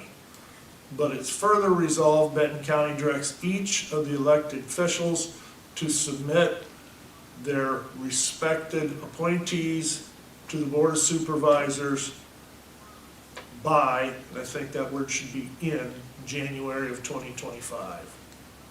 Well, I just put January, I was gonna give them a set date, so say Friday, if that's too soon, because this is Yeah. something we need to act on and get moving, because we're behind already. Be it further resolved, the representatives of the county supervisors, 1 of 2, county auditor and county sheriff shall serve an initial term of 4 years, and the representatives for supervisors, 2 of 2, county treasurer, county recorder, and county attorney shall serve an initial term of 2 years. Be it therefore resolved, this resolution shall apply retroactive to July 1, 2024. Hereby resolved by the Benton County Board of Supervisors, Benton County, Iowa, this day, the 7th of January, 2025. We put retroactive, because that's when that legislation passed. Yep, right, it's retroactive back to July 1. So like, the sheriff and I, and one of you guys is whoever we appoint, get the 4-year term. The other ones are 2 years until you guys are reappointed, or reelected, then you go forward. So that's the staggered in terms. So Bruce, we got a motion over here from Ron. It seems like it makes it gives the appearance that someone else is making the decision, so it takes the pressure off of, We've got some more input. yeah. So based on that, I would second that motion. Okay, call for a vote. Tippit, aye? Seaman, aye. Vols, aye. Good. Did you want to put a date of when to have those appointees' names back to us so that we can get a meeting scheduled? I already reached out to mine. I mean, I don't know if everybody else did. I would say we would need those. That's a big part of budgeting too, at Oh, least like yes. the department heads would know they can't go above that That percentage. much. Can we have the names by next Tuesday, that's soon enough, or you want them sooner? I'd say What do you guys think? next Tuesday's the 14th. Lexa and Melinda, do you? And then you three would have to come up with your two. Yep, I have no problem. I think that That's sounds, fine. 14? Yep, that's fine. okay. So, And then do you wanna schedule a meeting then with the comp board after we appoint them? yeah, Melinda was the prior secretary, so I'll probably let her do that. Somebody else can be the secretary next time. They have to appoint all those, but we'll get it Yeah. taken care of. We'll get it set. Or just appoint a date next Tuesday then, after they find somebody? Well, we'd have to reach out to those people, make sure they can meet, yeah, Mhm. yeah, but we could get it going. Okay. Usually we send an email out, usually within a day, we get enough responses back with some dates and times, and we just set one. And they can zoom in too, that's easier to call in. Just so I'm passing the message on to Ray, he needs to appoint someone, I'm assuming, like Yep, everyone yep. does, okay. Yep, By or next or Tuesday. reach out to his prior member if they, yep. Do we just need to give it, just email it to you guys, and then you can You just can do it to present? me or whatever, because I have to put it on the Okay. directory and all that too, or give it to me in like a letterhead or Yeah. something. Okay.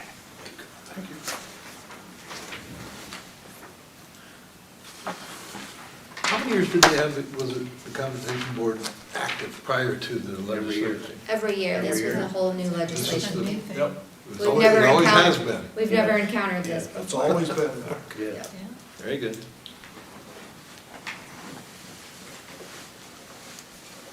And there's a minute book on the history of the compensation board and their meetings.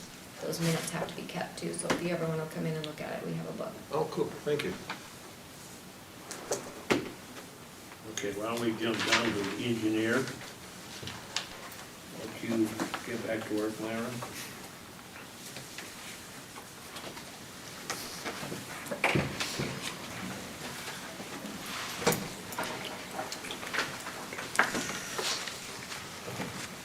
On paving 61st Street Lane, east of the Oak Grove Church, near the 33rd Avenue Drive intersection, the box culvert that was built with the grading plans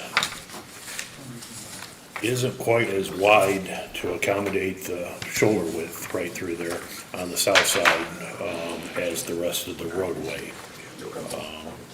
I have talked to a culvert contractor to extend it in length so we could get some more length on the box to get the shoulder. It would extend it a little bit into, beyond the existing right-of-way that we have.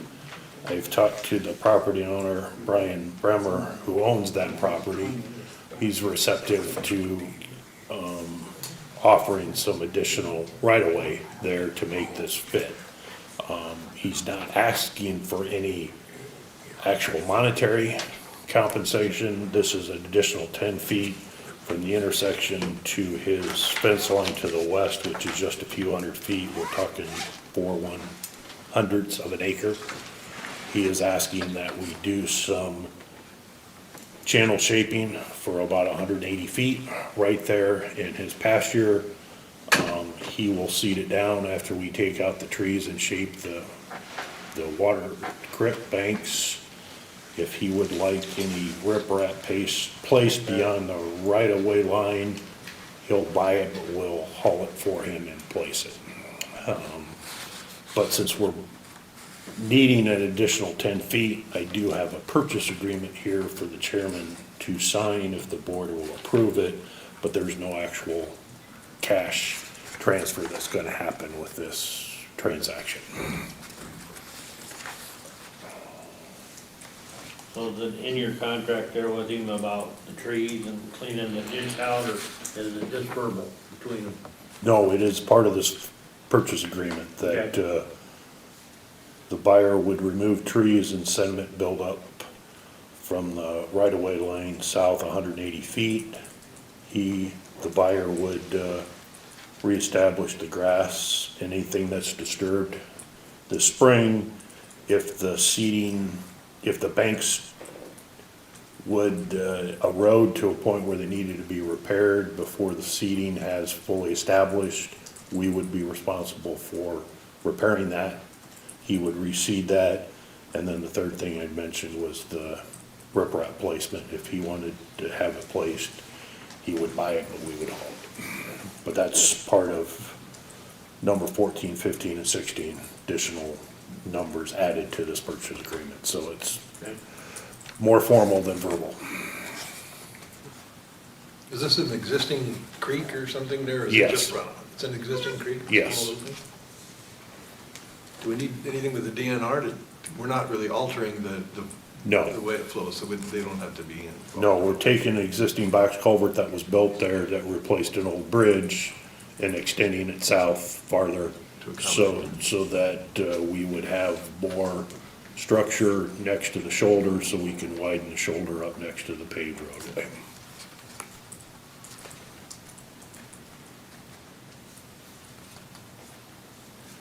Need a motion for? Yes, I do. Okay, I would make a motion to approve the purchase agreement for the RCB culvert extension on 61st Street Lane. I have a second. I'll second that motion. All right, call for a vote. Seaman, aye. Tippit, aye. Bull's eye.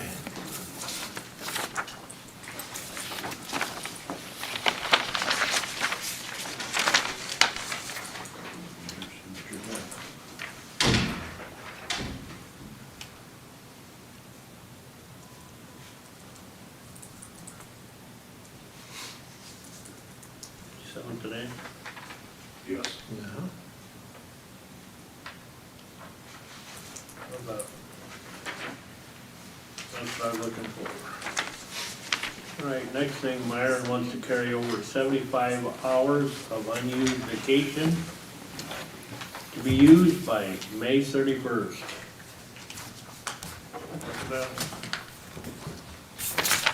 I would make the motion for Myron to carry his vacation over. By the 31st, I'll second that motion. Okay, call for a vote on that one. Tippit, aye. Seaman, aye. Bull's eye. You want that initial then, Haley? Yep. Oops, I'm sorry.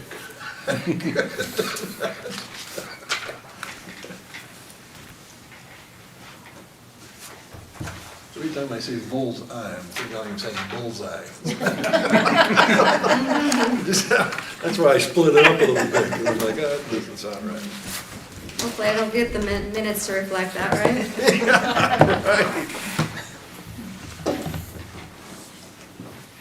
Now, your third thing, implement date of new and revised Benton County Handbook.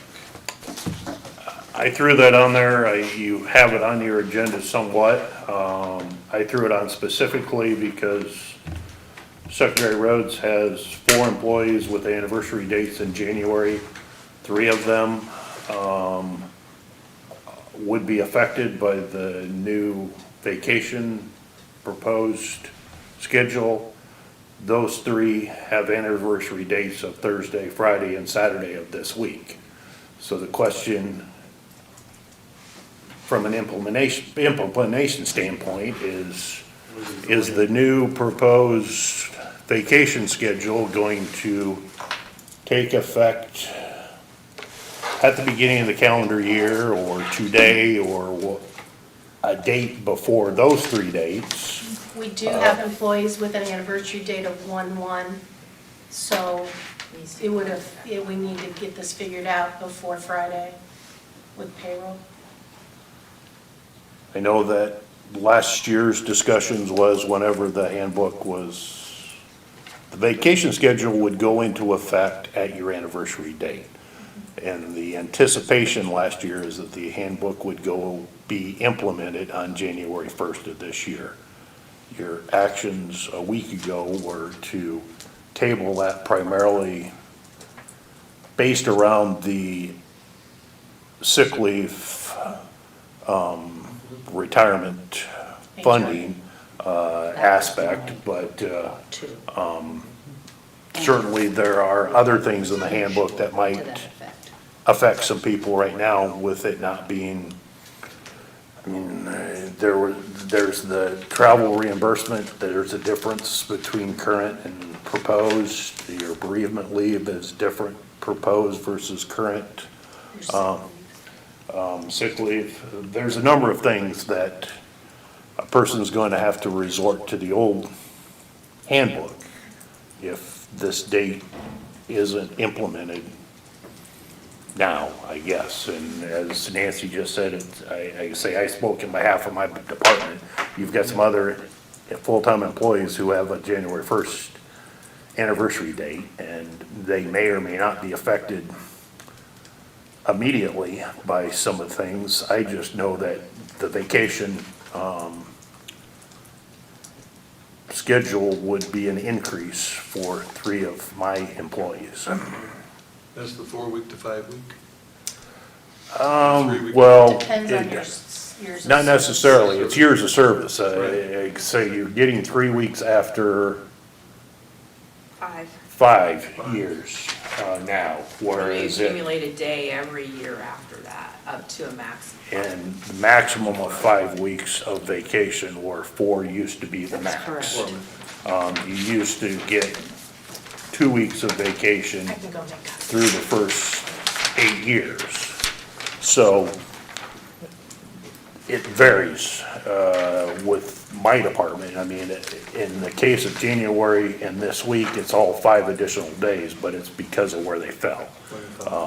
Not all of them are exactly in the same spot. Okay. It might be 5 days added to 2 weeks that they currently get, maybe it's 5 days added to 3 weeks that they currently get, maybe it's 5 days that get added to 4 weeks that they currently have. It's different scenarios for each one of the 3.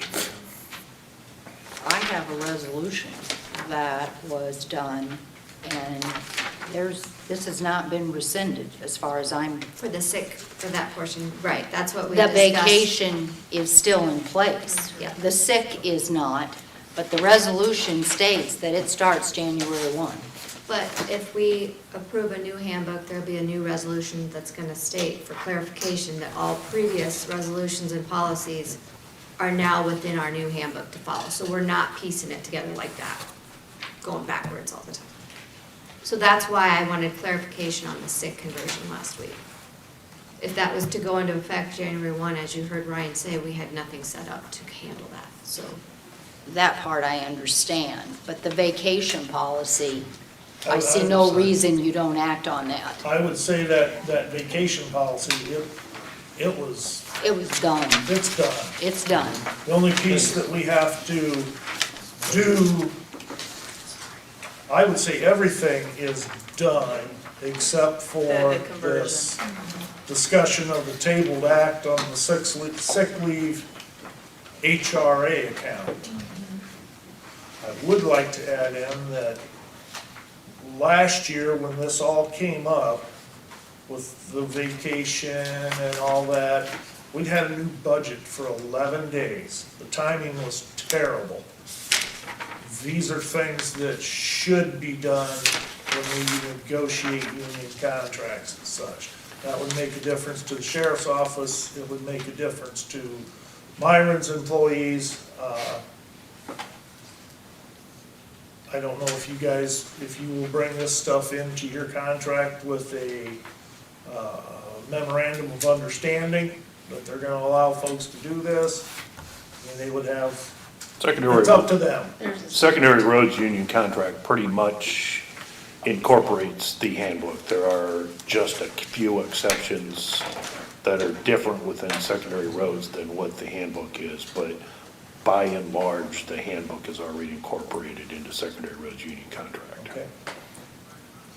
This, the timing was, and it's a little better now, but it was way off. So the sick leave conversion, I still don't think we have any parameters or an outline of how it's even gonna be done. No, that's And so that almost needs some sort of an outline to figure out how, or I think we need one of those companies that administers it to come in and exactly talk to us about it, and so we know how to do it. how to do it. So to go forward, if you guys approve rescinding that portion, and we can clean that handbook up, you can go, then do a resolution to approve the new handbook that's revised, and it already implements all those other things that you approved, like the vacation and all that. I agree with that. Because then it's a clean cut version, we're not going back to this resolution. Absolutely. And my resolution will state that the previous resolutions are null and void.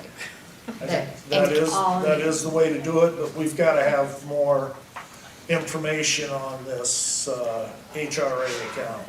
I agree with the gentleman that spoke, that is a huge benefit for employees. And perhaps it would be would curb somebody from misusing their sick time, which would be a great thing. But we've also gotta decide how, do we wanna try to take a big bite of the apple? Do it for the entire time that the employee has? Do we try to do it for a smaller bite, say half, 2/3, 3/4, and move into it over time? Because I don't know what the Like you said, bottom you line have to cost look is. at- It's gonna be expensive. And I'm not. Well, in when you for- gave the early out for employees to take. Yes, that was expensive. But we had a Yeah, window. but we had parameters and how it was gonna be We need the same operated. thing set up And I with agree this. that this needs to be looked at. I'm just gonna use me. I have 750 hours. I've been a good steward of my health stuff. I've not misused it and whatever. So if you said, well, Barb, I'm gonna, I'm gonna get a prize because I did right by Benton County, okay? What's the parameters? We need to Well, know like that. he said, you can't, And when do I give Haley the information so that, okay, I've got somebody in my department, I'm gonna retire. When do I let her know so we can have money placed and ready to go, so there's not a hardship for her office, for well, it wouldn't you? per se be mine, I think individually, like if it was The a sheriff's budgets. employee It's or the an budgets. engineer's, they would have to budget that payout just like we budget salaries. So that money has to start somewhere. I Exactly. agree with all that. These are all things that are gonna have to be hashed out at some time. Right, but that's my concern last week, to rescind that, because January 1st was, and we Everything have else is- nothing set up for that. Right, everything else is on hold, waiting for this to be. Yep. Right. Right, and it was done after our budget was set for the current year, so none of that was budgeted for in our current fiscal year 25 budget. Like I said, we're coming to the end of the payroll, and so I'm gonna need to know. I would prefer to have this now instead of having to come back in a month and readjust everybody. Well, the employees were told January 1. January 1 was the day, we need to stick with that day, Make it except for this, HR. this Yes. sick leave conversion to this other account, because We have no we have parameters. no, we don't know how it's gonna work or anything. So I Do think we- if you guys take action on that, then that gives Julia and I the authority to make that note, take it out of the handbook, approve the new handbook minus that, and make it effective January 1, 2025. And we can all agree to move forward and get those handbooks dispersed so that employees can all see them and sign off on them. And when this other piece gets hashed out, we will come back and have the discussion. And that could be If, just how, as a when. policy, because that would have to be budgeted currently. You would have to probably start acting on that if you're gonna budget for that. And that's gonna be huge. 'Cause you have- They still can convert it to vacation right now. Yeah. Yeah, that's already So it's in not there. like they're Losing it. No, No, they're just not gonna gain Getting- that benefit at this point. right. So are we basically covering number 20 right now then? Is that what we're doing, or are we still on? Kind of both of them. Did we vote on Myron's I mean, vacation? I would Yeah. say that mine's related or one and the same. I just, with the number of resolutions that have been rescinded, I wasn't sure if the vacation schedule was still on approval It's or, confusing. or if it was tabled a week ago. ago. And so I needed to bring it up on behalf of my staff. And certainly there's other county employees that are affected at the same time as me, that started to be affected already with the new calendar year that Nancy just identified. I would assume folks were paying attention to what went on, is why we're getting the questions.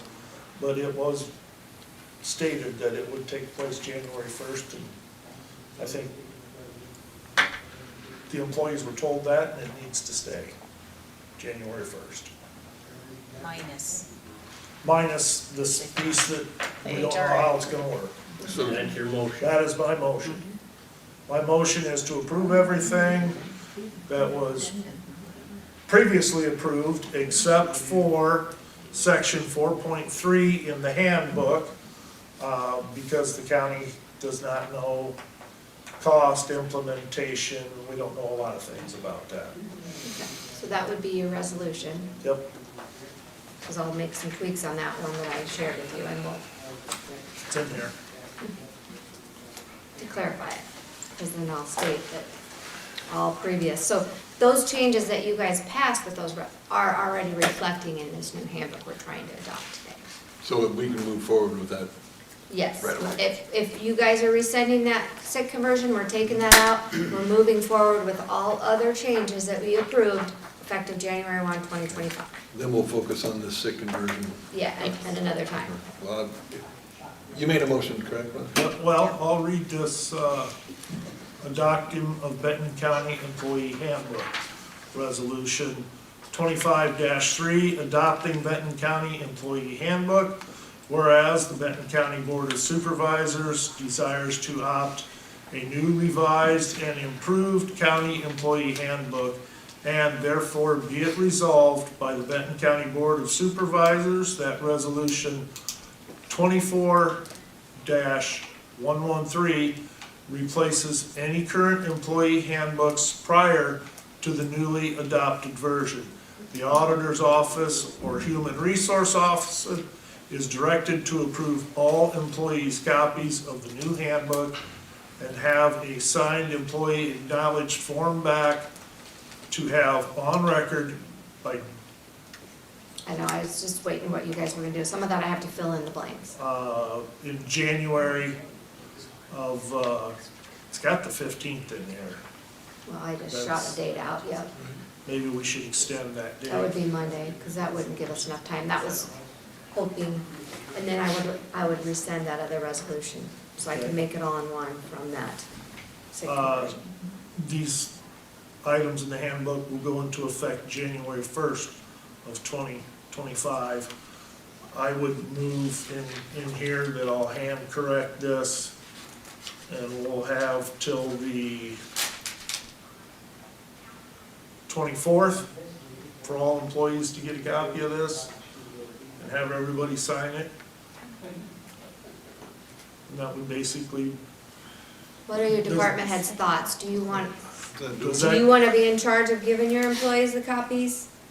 Is that gonna be required to be signed off on? Yes, because it's all new. Now, my Board of Health will be, we always share it with them, and there's always a place in it for them to sign as well. Well, And they only specific to it. meet, yeah, so We've done that in the past with conservation. But Exactly. what I'm stating right now would be the Initial. employees, because just like for Mark's sake, that way he knows what his holiday schedules are going forward, not all these pieced together things. I would agree with I'd that. like to clear this stuff up. Does the 24th give everyone time? I mean, you could do it in ways of electronically, I would think, but like for Myron, some of the guys would have to have a printout copy. Right, Myron? Right. Mark's problem on your motion? Where we Make eliminated this two. all It would remove all that anyway. It removes, Because we're yeah. rescinding all that. Yep. We're reflecting So, those holidays in He's here. saying all employees, so that makes his employees part of that. And he would, Exactly. just has that drug and alcohol thing where they read that and sign off on it. And that's a That policy. will be to Yeah. his employees only, but Yep. it will be in the master But handbook. isn't that considered a policy? Mhm. So that would be a separate policy. Yes, itself. not everybody will see that. Okay. And Just then his department will see that drug and alcohol, because it only And we- pertains to them. We eliminate the transportation handbook. Yeah. Yes. Perfect. That makes it simpler. Is that all in the motion? Yes, and the 24th gives everybody time, because it's gonna take care of Mark's issue. It's gonna get the rest of this stuff in for the rest of the employees. It's gonna take care of Myron's people and other people who had an anniversary date of 1/1. Yep. Because it was said that it was gonna take place January 1st. I'll second. Called by a vote by name. Tippit, aye. Seaman, aye. Vols, aye. Now we're gonna go to 20 and 21 are going to merge onto that resolution. So Okay. I'm sorry. just go ahead and then I'll merge it in there. change your name. I can't, I'm gonna have to Can do you just say something. Bruce I? Yeah, something's gonna change. Now I can't unhear that, Bruce. I know, it's No. terrible. It's like a song you hear. It's stuck.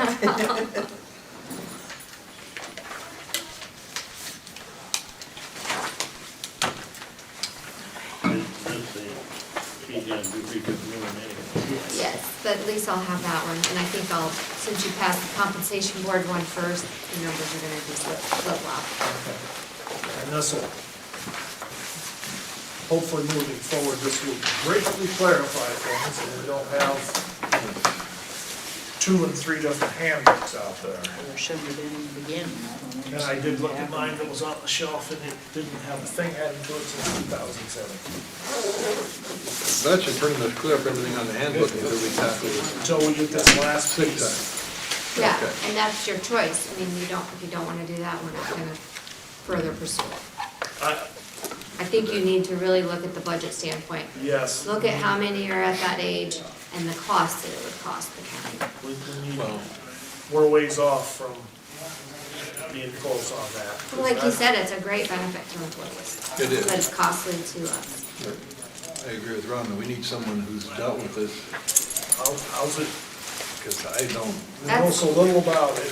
That's the most I've got explained, I mean, you 'Cause haven't I'm- got explained either. I'm guessing this company, because when Ryan said, you know, everybody's in or everybody's out, you don't get to pick and choose.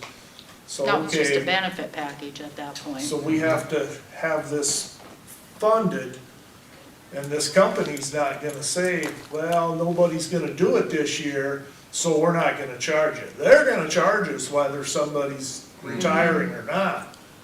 And we need to know what all And I agree, these having costs the are. standpoint of, hey, they might have had to been a 20-year employee at retirement age. or- Exactly, there's parameters. Or not just somebody who's. Yeah, you can't You just can't- have somebody, there could be- oh, 5 years, we're gonna retire. Yeah, there could be no gray hair. in No. this thing here. No, it's gotta be right. Yeah, Because you will have somebody that'll try to take advantage. absolutely you will. Indeed. Indeed. Moving forward, appointment of Monroe Township Clerk. Did you find anybody? Thank you. You were gonna talk to somebody. Have a good day. Or you were gonna ask, one of them to step forward. Yeah, Mark. You were gonna ask him to be the clerk and then find a Yeah, trustee. I haven't done that yet. Okay. I forgot. That's fine. Let's Why don't table- I wait until you tell me you're ready and then I'll put it Okay, back on. let me table that for now, and I'll have to call Mark. So we're just leaving it tabled as of last Mark, if week. you're out there watching, call me. Okay, so I think all the action items above budget work, we acted and did something on, so. Other than number 16, I guess, if you were ready to act on that, or did you guys wanna absorb and take these home and look at it? I guess there's no rush to do it, it was just presented to us today, but then again, the premium staying the same, the way I Right, got and it. then you guys would decide if you were gonna leave the employer's share the same, like The what same the amount. employees pay. Right, Or or that the other 3%. thing is, on the buy, or the excess funds, we could say the He county, said you could cut that back, or, yes, and that's the amount the employee, like the county would budget for, to put into that. right, Because we have a fund, insurance fund, so that's the part he said you could reduce if you wanted to, because he thinks we're sitting okay at that point. yeah. 'cause But we still got risk you would take. 700 some thousand in there now, and he's estimating 900,000. at the end, Yeah. but he estimates we spend 300,000 of that a year too. Granted, you don't know how many people are gonna meet that deductible and need that increase, but You got a calculator over there by chance? just the one on my phone. So this negative 3% that we would save, if we kept the employees' contribution the same, in the future, because we would have a little bit of excess, if there was an increase, would be able to offset what the employee pays, so that if there was a 3% increase, and we said, you know what, we'll cover 1% of that. Along with that wellness pay, Let's put it along on, with that wellness pay, let's put it on the agenda for next week on the insurance. to discuss, and that way you can That'll absorb. give us We can enough look at money. it, Yep, go through that. Because, you know, there's other things on there, you got the dental, you got the eyeglass, and they're all pretty, well, one of Those- them was higher. All the dental plan he was talking about, we could go a little higher. you can You choose could go if with you them. wanted that extra $500. Why don't we 1,500, wipe some of this 2,000. other stuff out, and then we can come back for discussion on any of this. On the budget stuff? Yeah, Okay. let's see, discuss revised handbook, we done that. Resolution, comp board done, budget work, and we're close to the recess, so I guess we can continue on what we were talking on the Budget. insurance. Yep. Because right now, we still, you guys would decide if you're still leaving the dental and vision 50/50 with the employee. That's how that's currently at. Where do these charts go? The vision's been technically the same for the last umpteen years. Yeah, it's Ever just the since we dental that adopted it. changed. And the dental, it has actually only gone up, $1, not even, more than that. Yeah, by $1.10 it's gone up. And if you look at that spreadsheet I provided, we divide it by 26 pay periods, where they're dividing it by 24, so that's why those are a little different amounts. Because we have 26 pay periods in a year. Okay. That was all. So if we took the 964, 614, and we minus 886, 79, Which page are you on? Are you on the dental still? I'm in part 3. Assured partners, and it gives 3 options. And that's with our 3% cap there.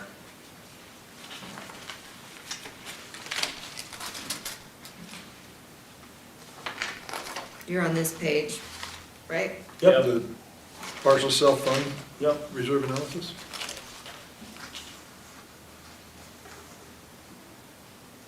So 9, So like, even if we stay with option 2, which would be the same, it's still a cost savings if you look at the amount to the employee and the employer. 2170, 10 to 2137.55. So it's already a little bit of a reduction. You're going from 971 to 956? Is that what you're looking at? Yep, 971.56 to 956.99 if we stay with option 2. The option 3 was if we Increase. took it down a little more even. Right. And increase the other, so. I would say that would be your decisions to either go with option 2 or 3 with that one.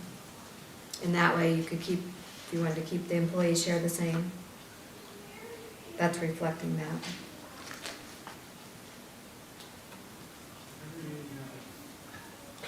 I did it right in my hand. And if we took the entire savings, that's 77,865 and 48 cents.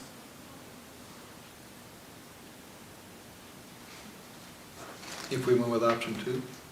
If we went with option 3. 3. Do we need, if we stay with option 1, and it's just a straight through deal, do we need that extra 77,000 to go in there for the spending? Or do we save ourselves the 77,000 and take the gamble that we don't need that in the next year or two in that fund. And if you recall a few years back when we did go to dental and eye, it's because we had that cushion, because we didn't do the renewals until like May. So the budget was already set, so we already budgeted for it. So we chose to put that in and then used it for towards the dental and eye following year.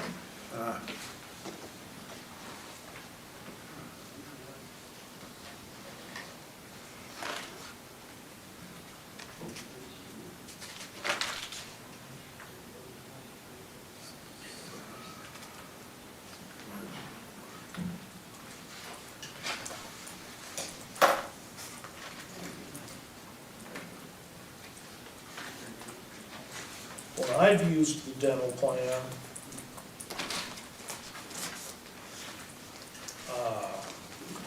it's always been a good thing for me, I believe.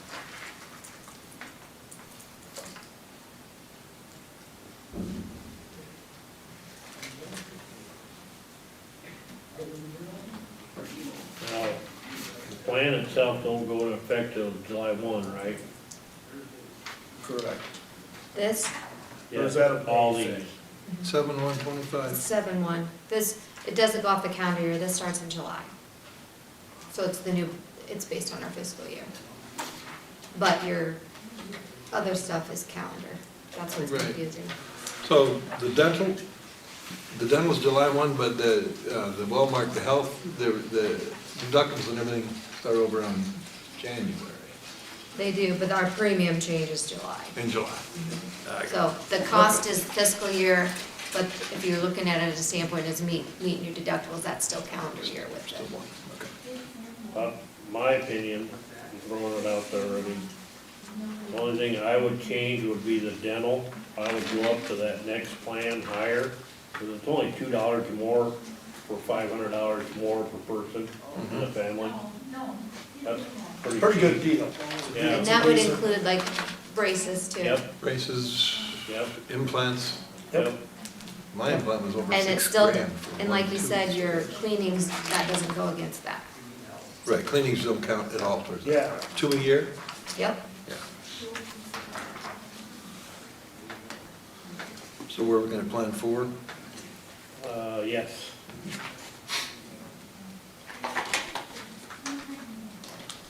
Wow. $500 more for $2 a month? Yeah, for $24 investment. That's a pretty good return. That's what I thought. Yep. That's the only thing that caught my eye, and then like I said, then the only other thing is that if you wanna help with the buy down on that reserve that we got. In the future? Well, Well, that I would mean, be what option they would choose on the other health insurance part. Between 1, 2, and 3. Oh, okay. So you wanna keep the vision the same? yes, my opinion, well, Yeah, I didn't see a lot of difference in the vision. no. And like he tell you said, the it's truth. more or less like a discount card when you go to Yep. them. a lot of times the vision is just an exchange of dollars. Mhm. What you pay in premiums is basically what you're gonna pay when you go get an exam or whatever, Yep. but it does give you money towards contacts and lenses and the whole catastrophe, so that's kind of nice. So the vision will stay the same way it sounds. Do we need to vote on this? Yes, that's why I gave you authority to, if you want to. But you don't have it on the That's- docket, do you? Number 16, Yep. Oh, you do? Yep, discuss discuss approve insurance insurance rates. rates. Oh, yeah. Well, I suppose to do it right, instead of throwing the whole package, since we're gonna change one, in my opinion. Can we do it one at a time? So can I have a motion on, Vision, vision, yes. I would make a motion that the vision plan for the next coming year remains the same.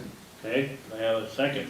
I will second that. All right, we'll call for a vote. Seaman, aye. Tippit, aye. Vols, aye. Okay, that's the aye. The ayes have it Bulls. Oh, bugger So that. we change, the vision stayed the same, I would move that for the Dental? cost, for the dental, it's $2 more, that we, move up to the next plan for the dental. And I believe that was Plan 4. Plan 4. Yep, And I you would wanna second that. continue splitting 50/50 then? Yes. Yes. yeah. And that is for all county employees. Okay. It seems like we had a piece in the, did they get that straightened out, do you know, Haley? We had a piece in the union contract that had a sunset date on the 50/50, Yeah, I don't know why that was weird. but for some reason Because we it don't do that to our other employees. had a sunset date on it, and we had to go back and change that. I think that got switched. If I remember right. I think it did. I probably wasn't in on that, some of that, but. Okay, we got a motion and we got a second for the changing Dental? from Delta Dental from Plan 3 to Plan 4. So I'll call for a vote. Tippit, aye? Seaman, aye. Vols, aye. Okay. And the last, but not least, the healthcare. Which option do you want to go with? What tab was that? That would have been right Right above before 4. 4. 4? Above 4. Then pull it down. Second page from the last. There we go. No. Not Medical yet. group? Not yet, that one. Oh. Go to page 4. There you go, that's There it. it is. The world's round, I'll get to it. So we have plan, Wellmark 17 is our current plan, but then we have the third-party pay down of it, correct? Yep. And that is, total cost is $754 for a single, and $1694 for a family. And then I would subtract the amount the employee pays, and that's Yep. what the county would budget. So that's why it's important for me to get these amounts to the departments. 20%. Out-of-pocket I mean, this is a really good plan. Mhm. I mean, your out-of-pocket max at 12.7 for a family. You're in the hospital 2 days and you've got that. The only For drawback though is the chiropractors. But it That's- still goes towards their deductible, they just have to pay more upfront as their copay. Right. That's when we switched the plans a few years back. Okay. I say we leave that plan the same. And then we go with, on the other page, because we can still pay for it and do everything the same. You just, yeah, we're paying that more for the premiums is all it'll do. See, that would go from 754 to 942, because we're putting that risk that we're gonna not have as many to pay. Deductibles, right?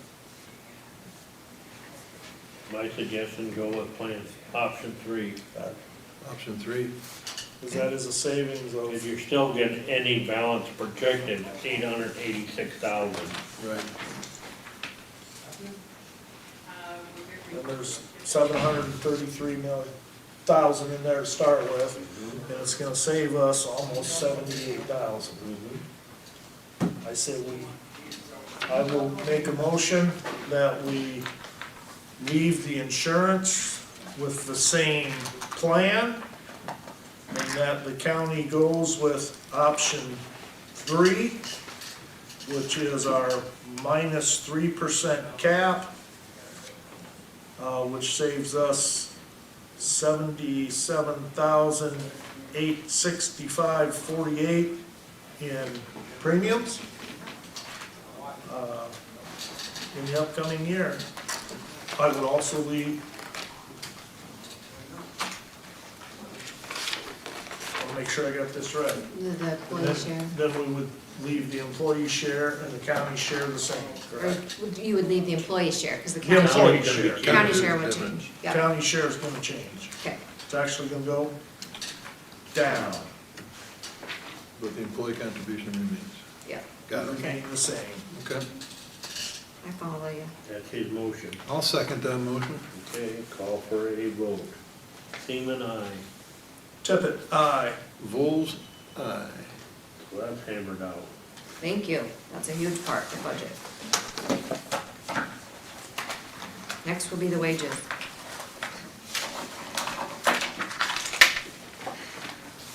And we'll have all right, so the employee handbook We did that. is by the 24th. Well, you're talking comp one, Uh, by hand and handbook, yeah. It's recognition. I want to point out too, if you look at that Iowa County booklet that come, Yes, there's some really good budgeting things. That is a state perspective and the legislation on that 3% cap, it explains it in there. Okay. Versus the taxable growth and for the valuations, yeah.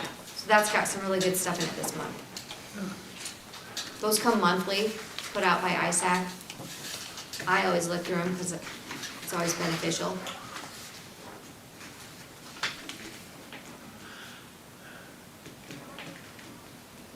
and then you'll take care of an email to all the elected officials.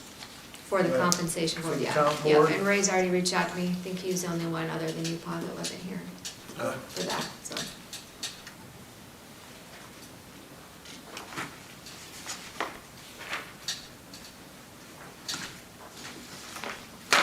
He's gonna need another desk. I'm a lot more messier than he is. But when I got home yesterday and spread everything out, I thought, geez, I need a book to put this in. I got stuff everywhere. You can always move back to the courthouse and have your desk all fancy in there with the file cabinets built No, in. this gives us plenty of room for people to come and ask questions. Or once we get a place for historic preservation to move out, maybe you guys could think about making this a better, Mhm. Plan for you know, then people can't see underneath, make it a little more of a Right. desk structure. building. Does look more professional. Yeah, Kind of, sort of, yeah. yeah, our old supervisor's room was really nice, we had those desks built, and then each of you had little file cabinets by your, Oh. What floor was maybe that that's on? something you could budget for, What's that? In here? to fix that up, because if you look at me, I'm like a bag lady coming in and out with 2 bags hauling stuff back and forth all the time, so.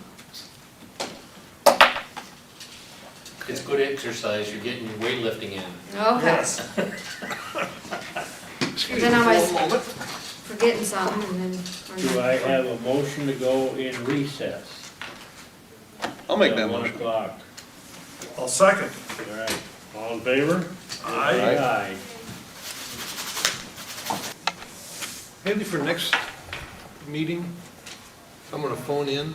Okay, Can you email me everything? Because oh yeah, if I I get will. on the website to pull it up, Yep. might, I'll try to get it to you in advance for sure.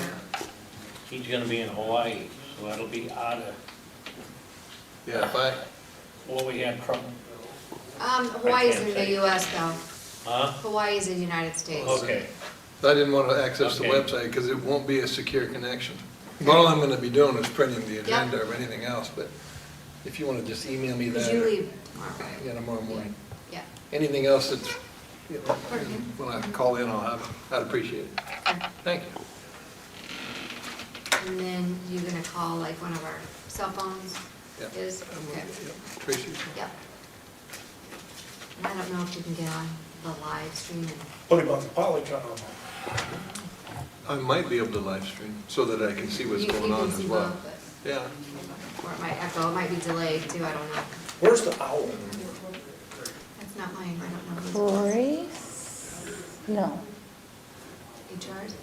no, because Julia brought it to the department head meeting and she had me, who was on Lori? The was Grace. Okay, so Grace hasn't. She said you can use it whenever. Is that it? I thought it was Departmental. We probably should just get Howdy, one and leave howdy. it here. Gentlemen, All right. Yeah, over here, Ray. To Oh, the right. okay. Yeah. Boy, look at him, he is all decked out. Sorry, Ray. Would you have court today? Keep coming this way, bud. he does, he did. You're good. I got a visual aid I wanna set up. Attaboy. Should we go into closed session first? When I get ready, can I come into the center there to get up closer for you to see it? So are you requesting they do a motion to go into closed session? Am. I'm gonna shut this door. Yep. We have a motion to go into closed session, or do you wanna make a motion to go into closed session? At the request of Benton County Attorney Ray Lau, I move we go into closed session. Do we have the code section that we'll be doing this under? Yes, it's on the agenda. It's on the agenda. On the agenda. Iowa Code 21.5J. You gotta read the language of the Iowa Code 21.5J 21.5J. to discuss the purchase, sale of particular real estate only where premature disclosure could be reasonably expected to increase the price the governmental body would have to pay for the property, or reduce the price of the governmental body would receive for that property. Second. I second. Okay, call for a vote. Tippit, aye? Seaman, aye.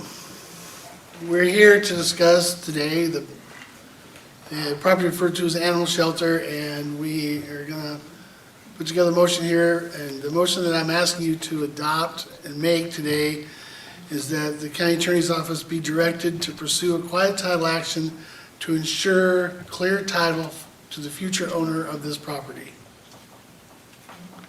I would make that motion. I was second. I will call for a vote. Tippit, aye? Seaman, aye. Vols, aye.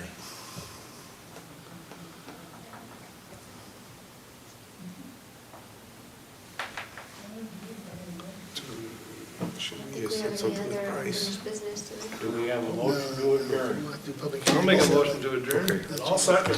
All in favor?